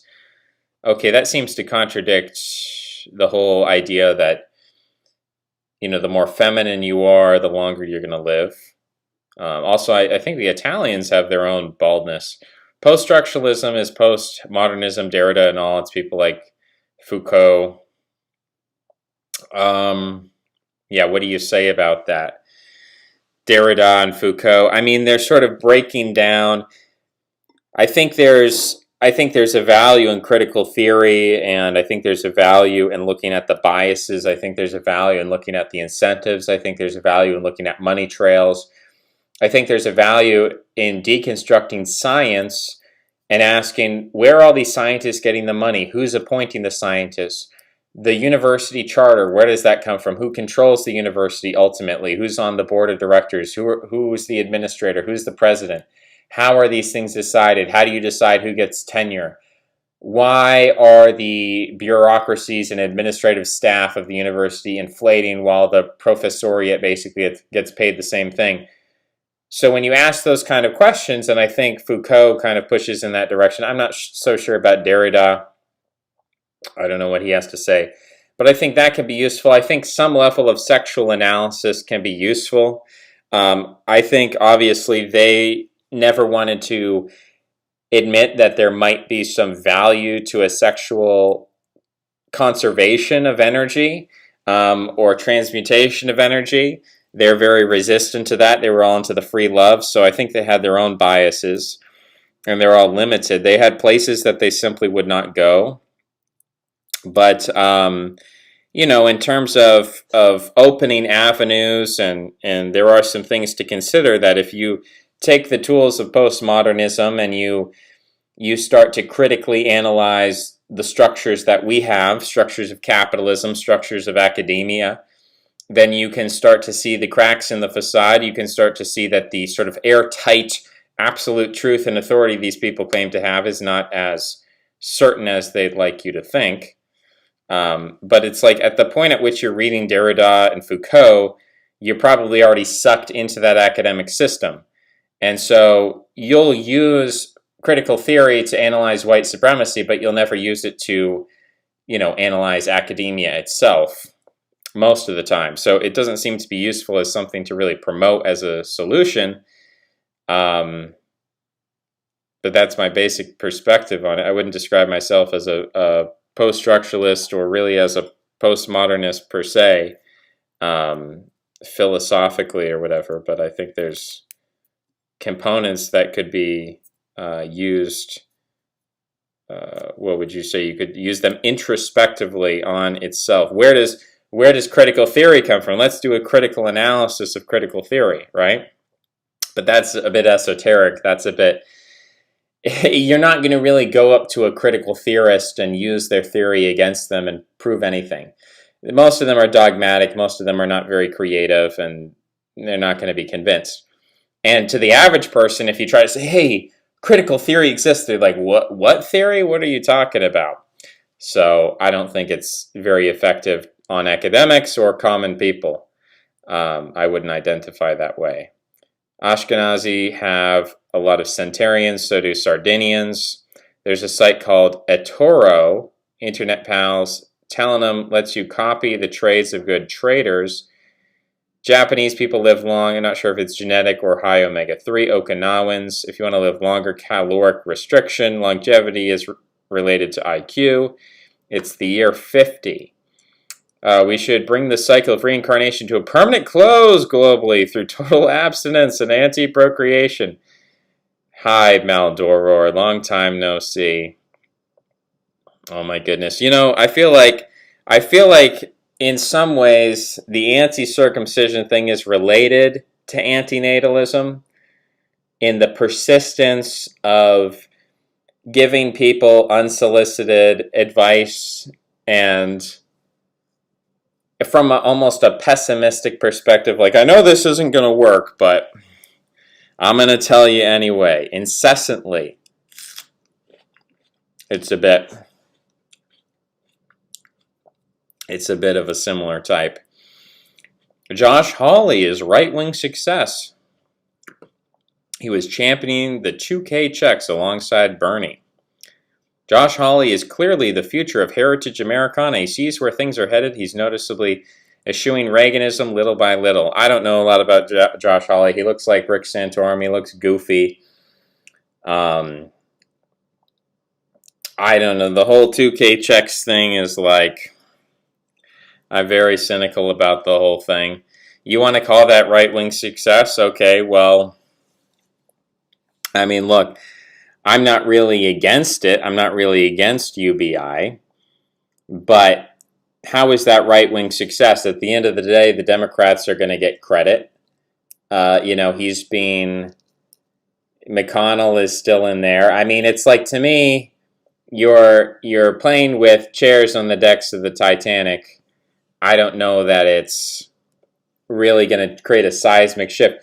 I mean, what's going to happen as a result? So what are you saying? Okay, Josh Hawley gets the 2K checks, and then people are like, whoa, Josh Hawley, you love the American people, and you're a patriot, and now what? Well, we're going to build a wall? Is that what's going to occur? Are we going to build a wall? Are we going to... What are we going to do? Are we going to ban birthright citizenship? What are we going to do? I mean, where is the chain? People just sort of have this idea of like, well, if Republicans become more populist, they'll win more elections. And if they win more elections, they can change policy. And if they change policy, we can make America great again.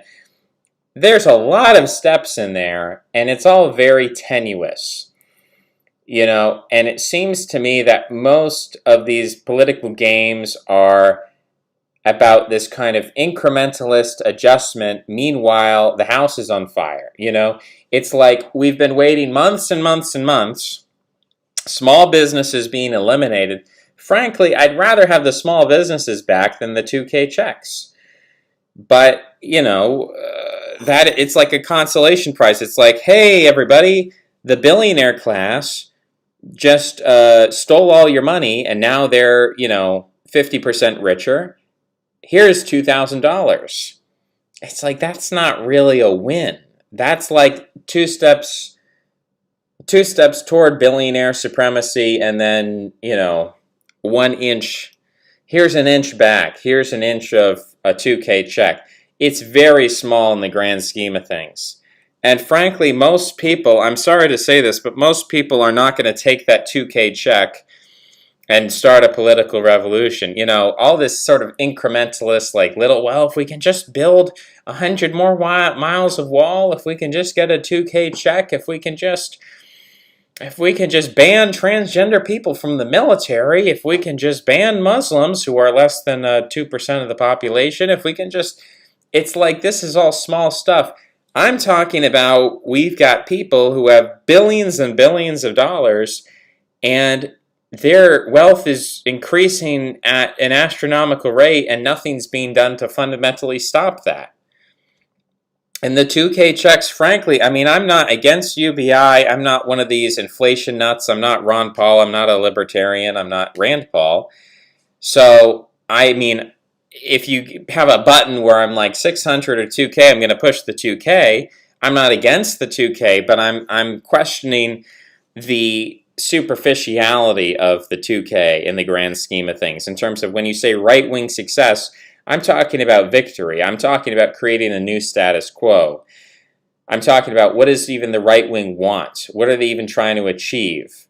Are they just trying to freeze the country in 2020 and saying no more, no further, we don't want anything, we don't want any more change, we want it exactly like it is? Are they saying to go back to the 1950s? Like, I don't think they have any clear goals. I think their goals are all very piecemeal, and they all seem to work out in as a like, I'm imagining the right wing is sort of like a man caught in an avalanche or a mudslide, and every sort of right wing victory is like he's swimming against the avalanche, he's swimming against the mudslide, and he's temporarily sort of paddling in place, but he's never actually really moving the fundamentals. I mean, the center of power in this country, where the policies ultimately come from, where the religion comes from in this country. That's what I'm concerned about. I'm concerned about religion.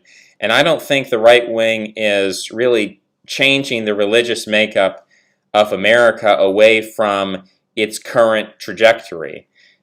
I guess there are some phenomenon people have mentioned. You know, there's certain groups out there, esoteric groups who talk about, you know, the elites and who talk about the storm and the kraken, and they have all their little keywords. I mean, you want to put everything on those people. I think those people are ultimately government controlled. I think a lot of that is government controlled. I think a lot of it's a little bit ridiculous when they say things like Steve Bannon is going to unleash the kraken and this female lawyer is going to, I mean, it's like silly at a certain point. And in fact, it's demoralizing because January 6th is coming up. We'll see if they're right or wrong. Right-wing groups are not necessarily pro-capitalist, just like not all left-wing groups are anti-capitalist. Okay, now we're just playing around with the terms right and left. Nationalists do not put economics before their respective national groups like civic nationalists do, which is totally, I mean, semantically, you're all over the place. Nationalist, blah, blah, blah. So what are you, an ethnic nationalist? I am not. Is Bach your favorite composer? He's definitely my favorite. Endless treasure trove of sublime music. As far as Bach goes, I wouldn't say he's my favorite composer. I was listening to Wagner today. I was listening to Siegfried's Funeral March. That was hitting different today. Listened to that a couple of times. Classic one. You know, Wagner is not a classical composer. He is a modernist. His music is romantic. It is passionate. You know, in some ways, Wagner is a precursor to techno and electronic and trance and euphoric hardstyle, you know. He was electronic before there was electronic music. Many Christian churches in the U.S. and other Western states virtue signal by attacking Christian nationalism. Just type it into YouTube and they all oppose it, except for Vox Day. Okay, Christian nationalism. Well, what type of Christianity? Probably Protestant. Or maybe Catholic, we don't know yet. Hawley can tie UBA with immigration restriction with open borders. UBI is pointless. Well, they're doing it. Nationalists and Christian nationalists that are right-wing don't want to reverse policies and institutions back to a weak position. I'm all for abolishing the status quo, crossing the Rubicon, ending the charade of democracy. Note, I say continental democracy, not local democracy. Okay. I hear you're all in favor of this and that and the other, but the point is, we have a media. The media, I mean, when you use these terms right-wing and left-wing, They're kind of confusing terms because they mean different things to different people. But look, the term globalism, to me, refers to the way in which capitalists deconstruct structures that are opposed to their siphoning of wealth away from the middle class and concentrating it in their hands. So when you look at the media, and you look at the military, and you look at the rich people, and you look at all the centers of power, and you look at academia, and you look at the churches, and you look at the religions, I don't see any opposition to what people call globalization and globalism. Therefore, I think we have to work within that paradigm. And I think when people say, well, maybe we can get some immigration restriction, I say you're not fundamentally, all these different aspects, whether it's the immigration, whether it's gender ideology, whether it's the race riots, whatever we're talking about, we're almost viewing a dam, and the dam represents opposition to billionaire supremacy, okay? So you're envisioning a big dam, maybe it's a dike, maybe we're in the Netherlands. It's a big dam, it's a big concrete wall, and all these holes are being poked in it by the billionaires. And they're saying, actually, you can't have a family anymore because that's patriarchal, and so that's a little hole they put, and so the water comes spurting out. And so you're here with your thumb and you're trying to jam up that crack in the dam. And then they say, well, actually, because 9 unarmed black men were shot by cops, we have to set all the cities on fire. And so then you try to stick your thumb in that. And they say, well, actually, I don't know, come up with another example. Actually, we should have 1 billion Americans and we should have mass immigration. And so you try to stick your thumb in that. And the problem is, no matter how many thumbs you drum up, no matter how many you think Josh Hawley's a great guy, frankly, I don't think much of him. But maybe you think he's the savior or he's the John the Baptist and someone's going to come after. Maybe people used to think it was Tucker Carlson. That's a whole joke now. People used to say, oh, Tucker Carlson, he's more right-wing than Trump. He's going to come in and save us. And now he's with Charlie Kirk and he's doing what he's always been doing, what people have been too blind to see. He's doing his grift. And you've got these people, maybe you think Josh Hawley is different. I don't think he is. But you have Josh Hawley, and he's sticking his thumb. And he's sticking his thumb in there and saying, don't worry, guys, I'm going to stop the water. And meanwhile, there's 10 other cracks coming through, and the water's gushing through. And you think that you're going to stop this. The only way to stop it is to stop the people who keep poking the holes. Until you address those people, you're going to get more holes, you're going to get more water, and we're going to continue to get deeper and deeper into this ocean, this flood. We're being flooded. Until you stop the people poking the holes, I don't care how many thumbs you have, I don't care how many wine bottle corks that you slam in there. I don't care how much plaster you put on there. All of these Band-Aids that people are saying, oh, well, we'll reduce that and we'll fix this and we'll ban this and we'll, that's not solving the ultimate problem. I don't see it as a legitimate strategy. You have to deal with the people and the system that's creating the holes. That's the billionaire class. That's the mercantile system that we have. That's the capitalist system. Until you attack that directly and change that directly, I think fundamentally you have no path to victory. I think you'll temporarily get this guy, oh, I'm white-pilled, we're building the wall. You're going to get things like that are superficial and don't change the course of history. Frankly, it's a distraction. Frankly, it's a waste of time and money that people are spending hundreds of thousands of dollars supporting political causes of, I remember they tried to crowdfund the wall. I mean, how ridiculous. We can't even get birthright citizenship and you're going to build a wall, what, so that they can, get some government program to fly him in on an airplane? So the whole thing is ridiculous to me. And the question then remains, okay, you're telling me that all these little fixes aren't going to work. So how do we deal with the billionaire class? Well, we have to deal with class analysis. We have to say, well, that there's a merchant class, and then there's a priest class and a warrior class. And you have to figure out a way to empower the other classes. And that's through, I believe, technology could empower the warrior class, and I believe religion could empower the priest class. So those are really the only two options that I see. And if you're doing anything else, you're merely sticking your thumb in the hole. Now, as far as sticking your thumb in the hole, if I've got the button and it says, let the water pour through or try to stop it a little bit, I'm going to try to stop it a little bit. But to view that as a path to victory, I think is a little bit naive. Bach isn't passionate. Have you listened to St. Matthew's Passion by Bach, performed by Carl Richter? Give it a try. I may have heard that before, but I'm not familiar with the title. So I don't know. I'm not like, today I'm going to listen to classical music. It comes to me sometimes.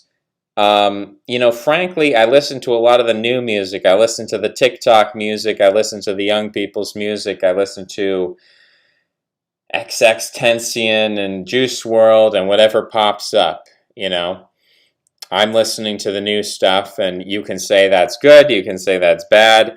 I certainly understand the argument that if you listen to classical music, it organizes your entire psyche in a way that's healthier than to listen to modern music that is in some ways depressing and demoralizing. But yeah, I understand that argument, but we can always we can issue that criticism. It's a fair criticism, but I'm just going to be honest with you about what I listen to. I'm not a musical purist over here. Maybe that's my flaw. Maybe that's my version of smoking weed.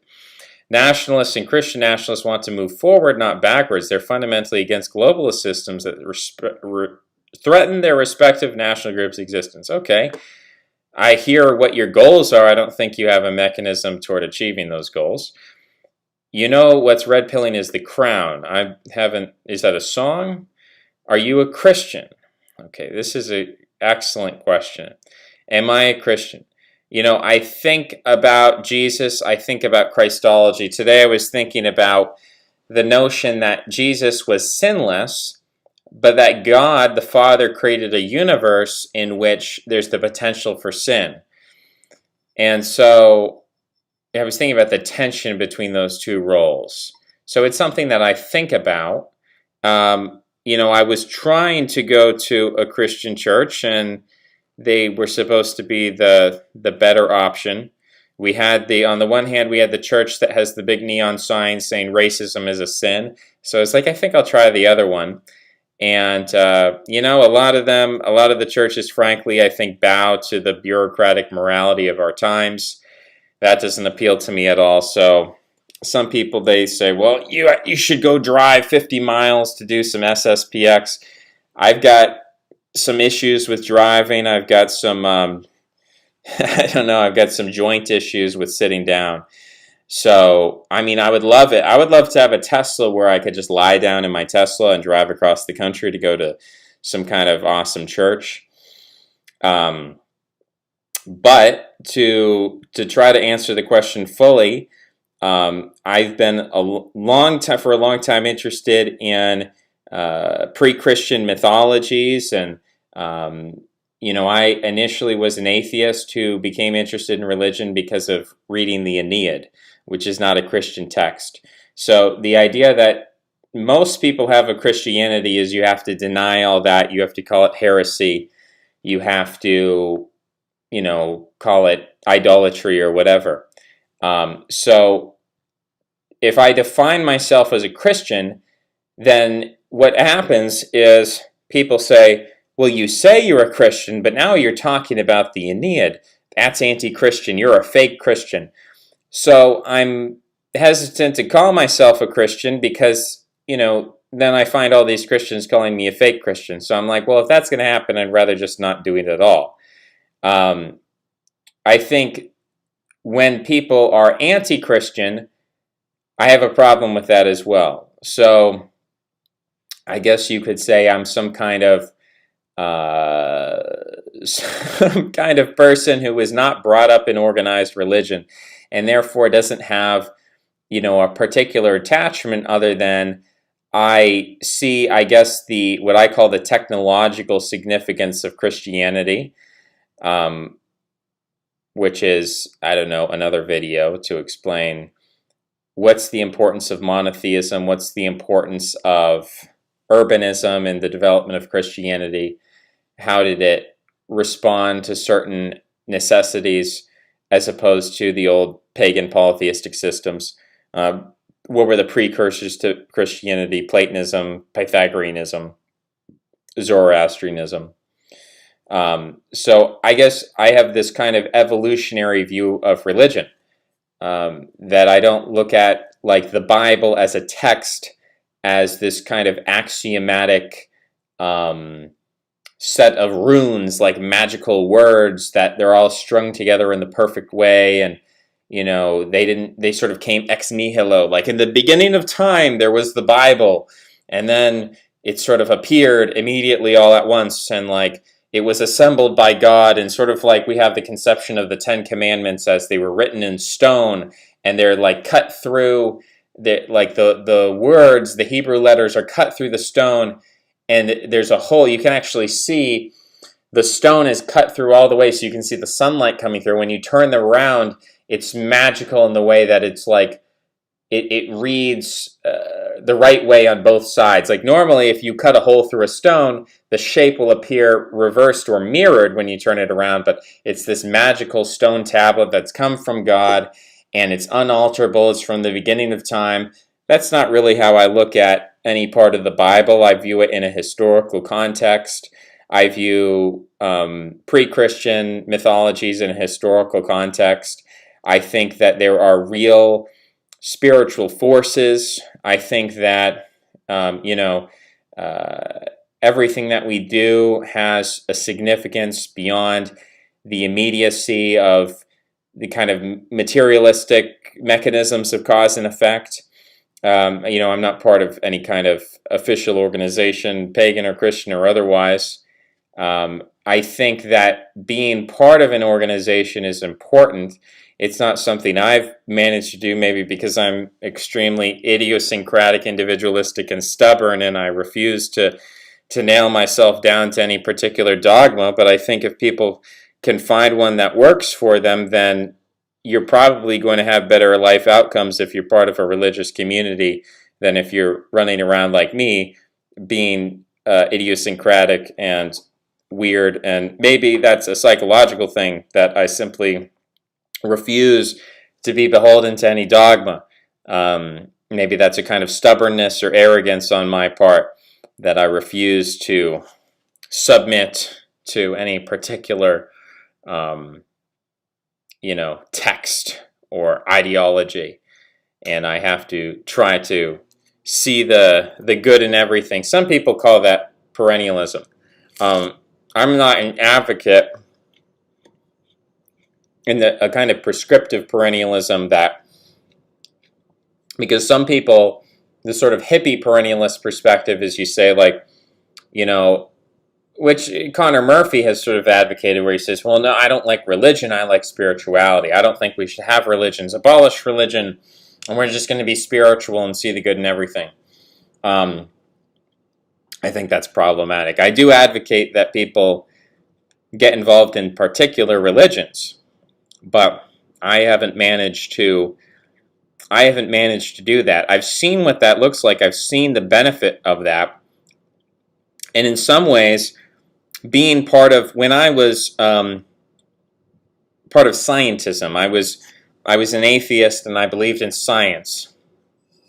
And that was powerful. When I was convicted of the truth of science and humanism and human rights, that was powerful. Now, it was wrong. I don't really ascribe to that ideology anymore. But I felt the power of religion. And we'd hope that our religion would not be a tool of the billionaire class. We'd hope that our religion would not be powerful in a way that's being used against us. So we'd hope that our religion was true. But with all the different things I've looked at and all the things I felt, all the different values, or the, you could say, the divine inspiration, for me to say, there are people who can say, I'm a pagan and I hate Christianity because it destroyed paganism. And I don't have that perspective, but I also don't have this perspective where it's like, I'm gonna call, it's what the Zoroastrians did, where they said the old gods are demons and only Ahura Mazda is the supreme god. That's difficult as well. I'm still attached to these kind of early developments, which you could say is unfortunate. If I was a fanatic, and what I did is I got into political fanaticism. I became a fanatical libertarian, and I was writing libertarian manifestos and getting involved in that silliness. And then I saw the superficiality of that, and I'm like, well, I'm not doing that again. But I made politics into a religion. So that was another case where I absolutized, an economic philosophy and believed that was the salvation of humanity. Once you go through that process, I know Jay Dyer has talked about how he was at one point, I think he was Baptist, and then he was Catholic, and then he was Orthodox. Maybe at some point I'll settle down into something definitive, and I can give you a clear answer, and I can say, go to this website, read this book, and this will contain all the things that you need, and be part of an organization that has the answers to everything, and a dogma for every situation, and not be merely spiritual. So it's an issue. It's like pop music. I shouldn't be listening to Juice WRLD. I shouldn't be listening to Come and Go. But I hear the beats come on the radio and I sing along. Maybe I shouldn't do it. I know it's not the best thing for me. And I should be religious. I should get serious about it. And in the grand scheme of things, I do believe on an intellectual level, and I've said before that, trying to resurrect a religion that was defeated by a stronger religion is not a really good idea. So if I'm saying that, well, I can't be a Christian because I like the Aeneid, there's a degree of silliness to that. There's a degree of a kind of nostalgia, and there is something even right-wing, you could say, about that that's problematic. But in terms of whenever I investigate these Christian religions, they always seem to, in themselves, be dissolving, and they seem to be headed toward a new religion of racial resentment and gender resentment. That the social justice movement is a movement that inherits many of the structures of Christianity and seems to be overtaking Christianity and overcoming Christianity in the same way that Christianity overcame paganism. So as much as I'd like to put aside what some people would say is this nostalgia for a dead religion of paganism and embrace Christianity, it seems that the same thing that Christianity did to paganism is now being done to Christianity by its descendant in the form of the socialist, socialist isn't the right term, social justice, progressive, whatever label you want to give them. They're mostly religions of resentment centered around a central Satan figure like whiteness or patriarchy. And then they go about calling that a sin, and then they go about trying to eliminate it from the world in this very utopian way. And that seems to be overpowering Christianity to the extent that it's hard to go to a Christian church where they don't accept, at least implicitly, a lot of the assumptions that are put forward by these proponents of the new religion. And so it seems to me that Christianity is subservient to this new religion. And I'd like to be part of a religion that's strong. I'd like to be part of a religion that's forward-thinking. I'd like to be part of a religion that is on the ascent rather than the descent. And some people have this theory of Christianity that it's existed for a long time, and now there's a new religion that's coming around, sort of like Islam, you could say. And so Christianity's having a temporary setback, but don't worry, it'll get back on course. It'll get back on track. It'll have a revival, and some people believe that. If it is to be a revival, I think it's going to have to take account of what's going on. It's going to have to take account of this new religion and it's going to have to respond in the same way that the Catholics had to invent the Jesuits to respond to the Protestants. There has to be a change in the nature and the character and the structure of Christianity if it's going to survive. I don't know exactly what that means, but I just don't find on some kind of intuitive level, when I go to these churches, I don't feel that they fully understood the threat. When I go to a church, I feel like they don't understand the threat of gender ideology. I don't think they understand the threat of racial resentment. And more often than not, they seem to pick and choose. And, some Christians will, get on the internet about it. And some will have this kind of, this fanatical complex where, they're the true believer. And it's like, okay, well, what church do you go to? And what's the power of your church? And this concept, the rural-urban divide, yes, I do advocate people living in proximity, and I think that having a common religious core is good. But one of the reasons I like Arville, and I've always been encouraged by him, is that he puts forth an intellectual Christianity that tries to take into account a lot of the developments in science that have happened, rather than hunkering down with the King James and doing the Sola Scriptura, or doing the SSPX where you pretend that Vatican II didn't happen. If anything is going to succeed with Christianity, I think it has to be his kind of approach, where it is forward-thinking, it is taking into account new developments, it's responding to those developments on a very high level, because I think when new religions develop, there has to be power behind that development, or when religions experience a revival. There has to be some really heavy-hitting metaphysical, philosophical, look at the church fathers. They were not uneducated. Saul of Tarsus was not a dumb man. I mean, the disciples were not idiots. They were literate. And in fact, they may have been more capable than we imagine them to be. So I think sometimes Christians have a complex about humility and we're just going to have faith. Well, faith is great, but, and I'm not against faith or something like that. In an abstract sense, faith means different things to different people. I take faith to mean that you never surrender. You know what's right, and you never surrender. It's an attitude of obstinance. It's an attitude of love, right? To me, faith is not about your perception of everything's going to be all right. I think faith is about, doing the right thing, and throwing consequences to the wind. I think that's a lot of what faith is to me. But, faith, I don't think, you have to adjust to your situation. Of course, I would prefer, if you're in some situation where you don't have access to the internet and you're hunkered down in your bunker and you've just got your Bible and you're just reading your Bible, your actions are dependent on the situation. The situation we have now is, I really believe that the religious solutions, the kind of religious development that's needed, is it has to be really powerful, and it has to be very competent, and you have to understand, you have to look at even Odin.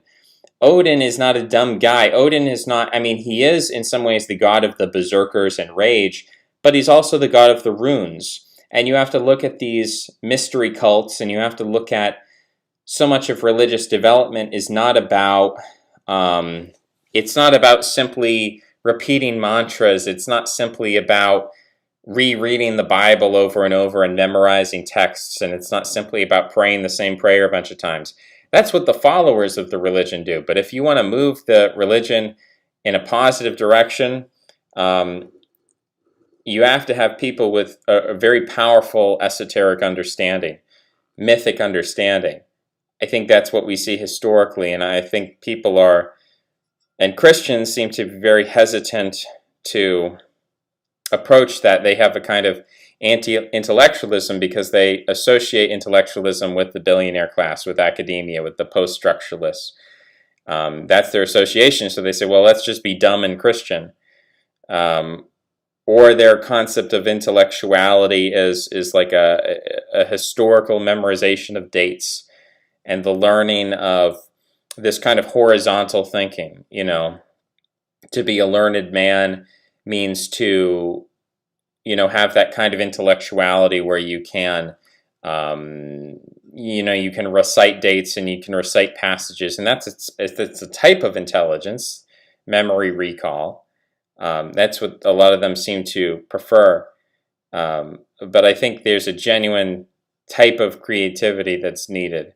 There's a genuine type of, and I wanted to talk a little bit about creativity and imagination as you're not making things up, you're actually perceiving things that people can't perceive. There's a lot of stuff in there to go in and branch off of. How do we stop Zuckerberg, Bezos, and Gates?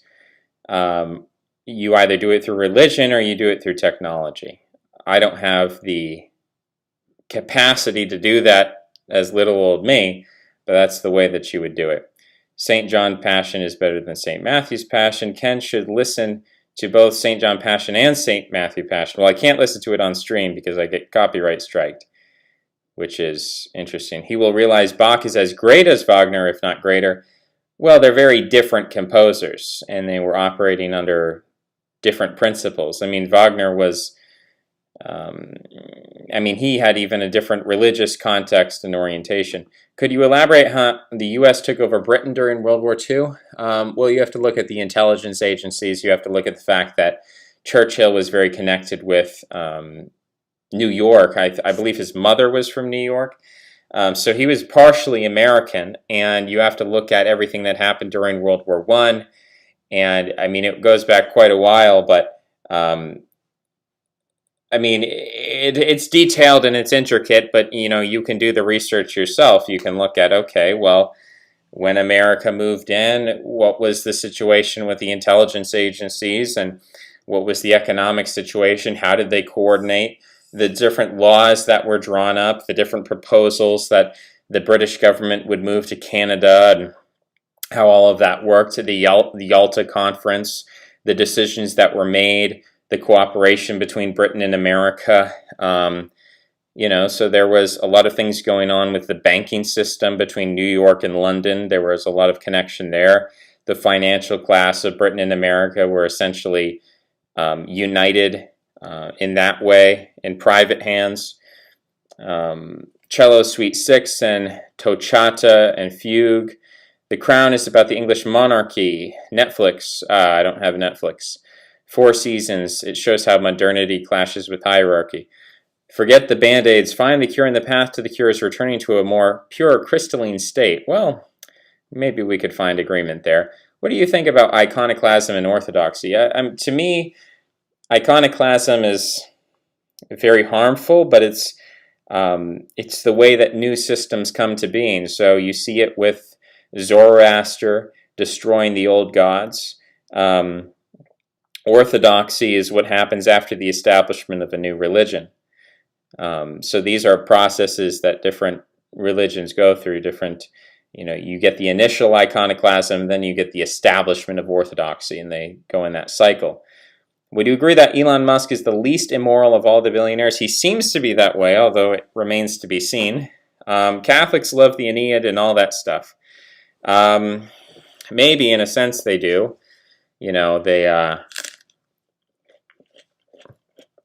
But the Catholics seems to be totally beholden to racial resentment, and they seem to be totally beholden and submissive toward the gender resentment. I'll tell you the example I had the experience I had with Catholicism.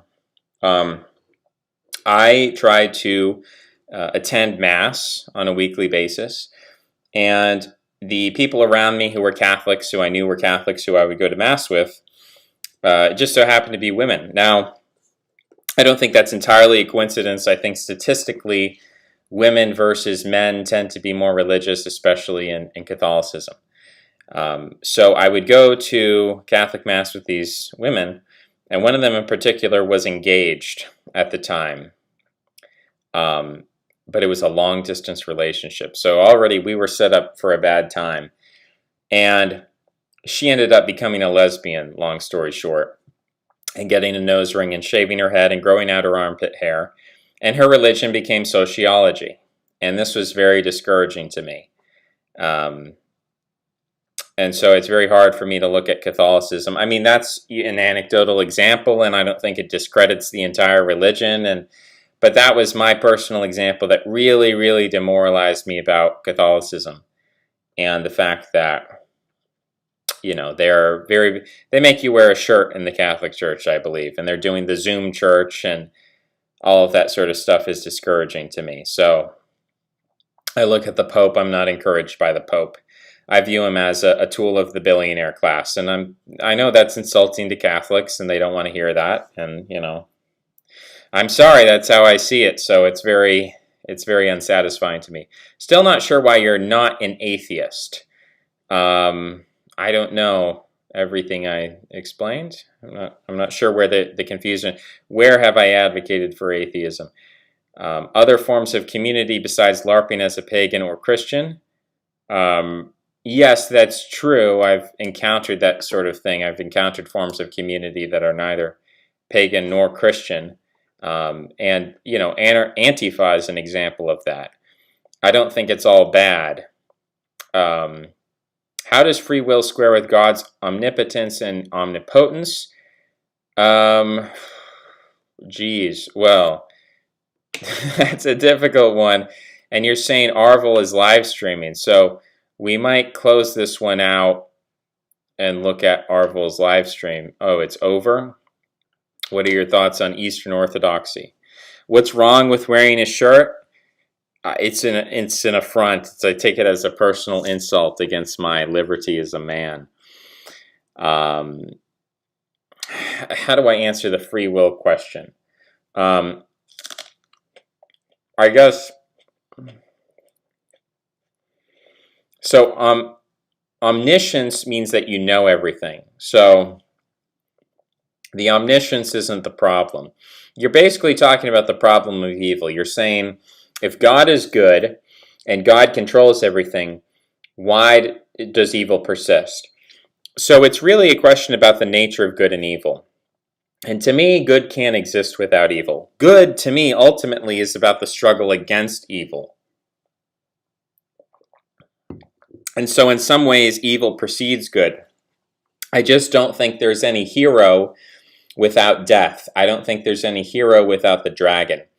I don't think we can have any such thing as good if there's no evil to struggle against. I don't believe in this conception of good, that good is like the absence of evil, or good is about, being comfortable. Good is about being peaceful. Good is about being harmonious. Good can only exist in opposition to evil.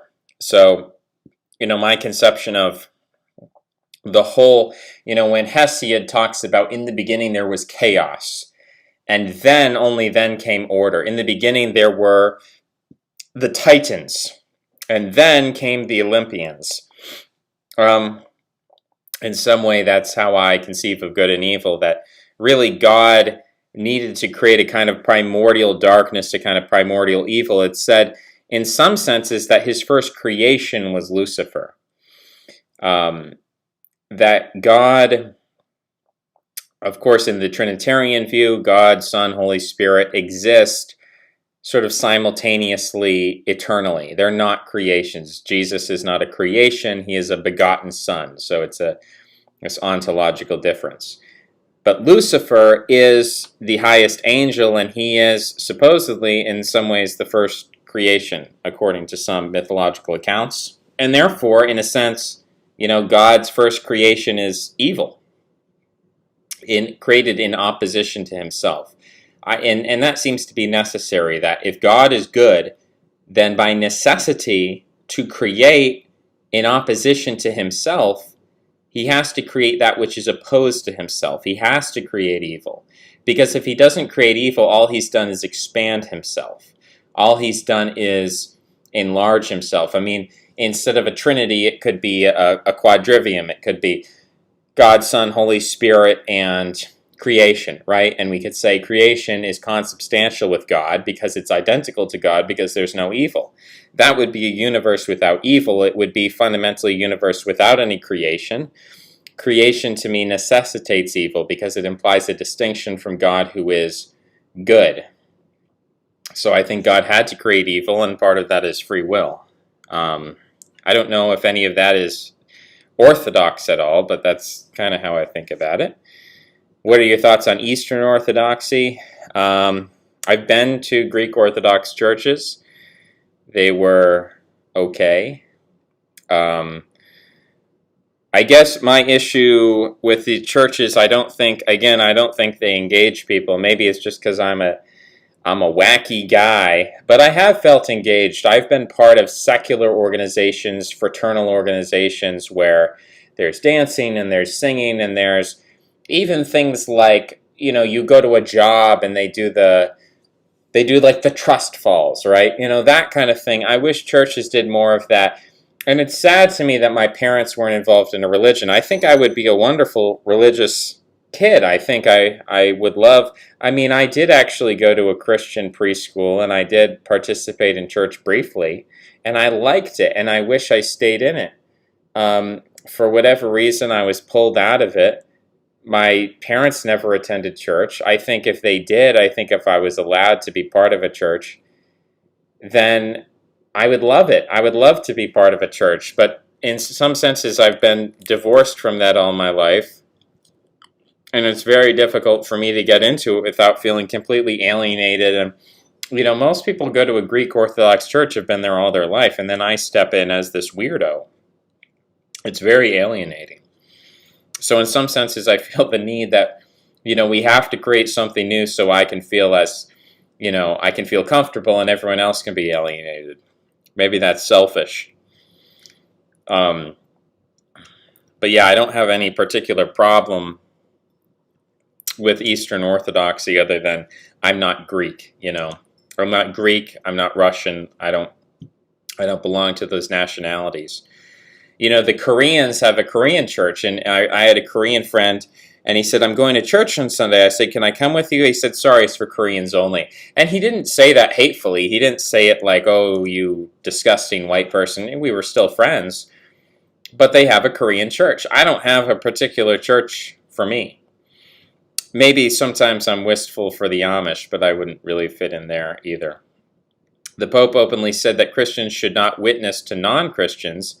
He said other anti-biblical Christ statements, he's evil. Well, I haven't heard that specifically, but I'm not really going to defend the Pope against slander because I've heard enough and I've seen enough that he's not an appealing character to me.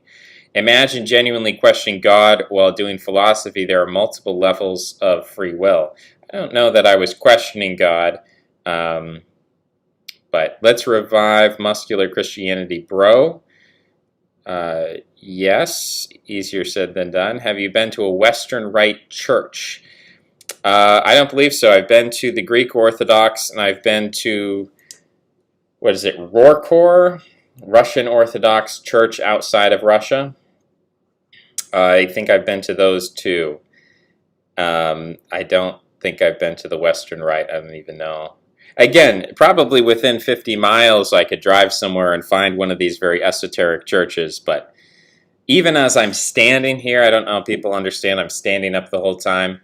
I have a lot of pain. I have a lot of pain in my back, and I'm going to be lying down on the floor after this, and I'm going to be stretching.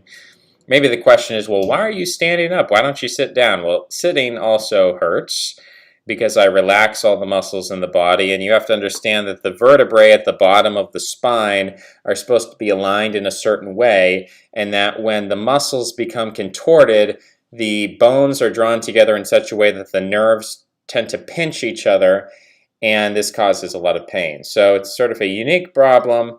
I'm I'm not the fan of sitting. I squat, and that puts a tremendous pressure on the patella of the knee.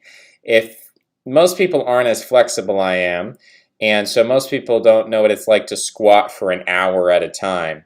But if you squat down for an hour, you're going to feel it in your knees. You're going to feel it in your patella. So there's nothing really comfortable except lying on the floor, lying down on the floor, which I do. And I have done some videos lying down on the floor, but it's not very professional. It's also not very engaging. There's a different mindset that you have lying down on the floor. It's a kind of lazy, whimsical mindset versus standing up at a standing desk. Even with your criticism of Trad Catholic, have you been to SSPX? I have not. And like I said, there's probably one within 50 miles. Driving that distance is not something I'm going to do. If somebody else wants to drive me, if you want to come pick me up and drive me and I can lie down in the back seat, we'll go on a little journey. I'm not opposed to it. I force my pets to wear shirts when they go outside. You're pretty hardcore, John Smith. Your Korean friend goes to a hardcore Christian nationalist church. That's exactly what the Western states need these days. Well, that's kind of just normal. He wasn't even Christian. He just liked to be around Koreans. That was it. So, this onion's very spicy, by the way. Oh my goodness. This stream is not going to be as popular as the last one. I can already tell that. It's not going to be 3 hours either. We've gotten 2 hours in. I think that's a good time to stop. I appreciate everyone for checking in. We're going to keep it at 70 likes. And I guess people are just going to have to share the link around. And maybe it's going to be another 3 weeks or 4 weeks before we do another stream. But that's the way it is. How are you still eating onions? How many more do you have left? I've only been eating this one onion. I've just been eating it very slowly. And I'll probably buy another onion tomorrow. Thank you. And I'll see you next time. Bye-bye.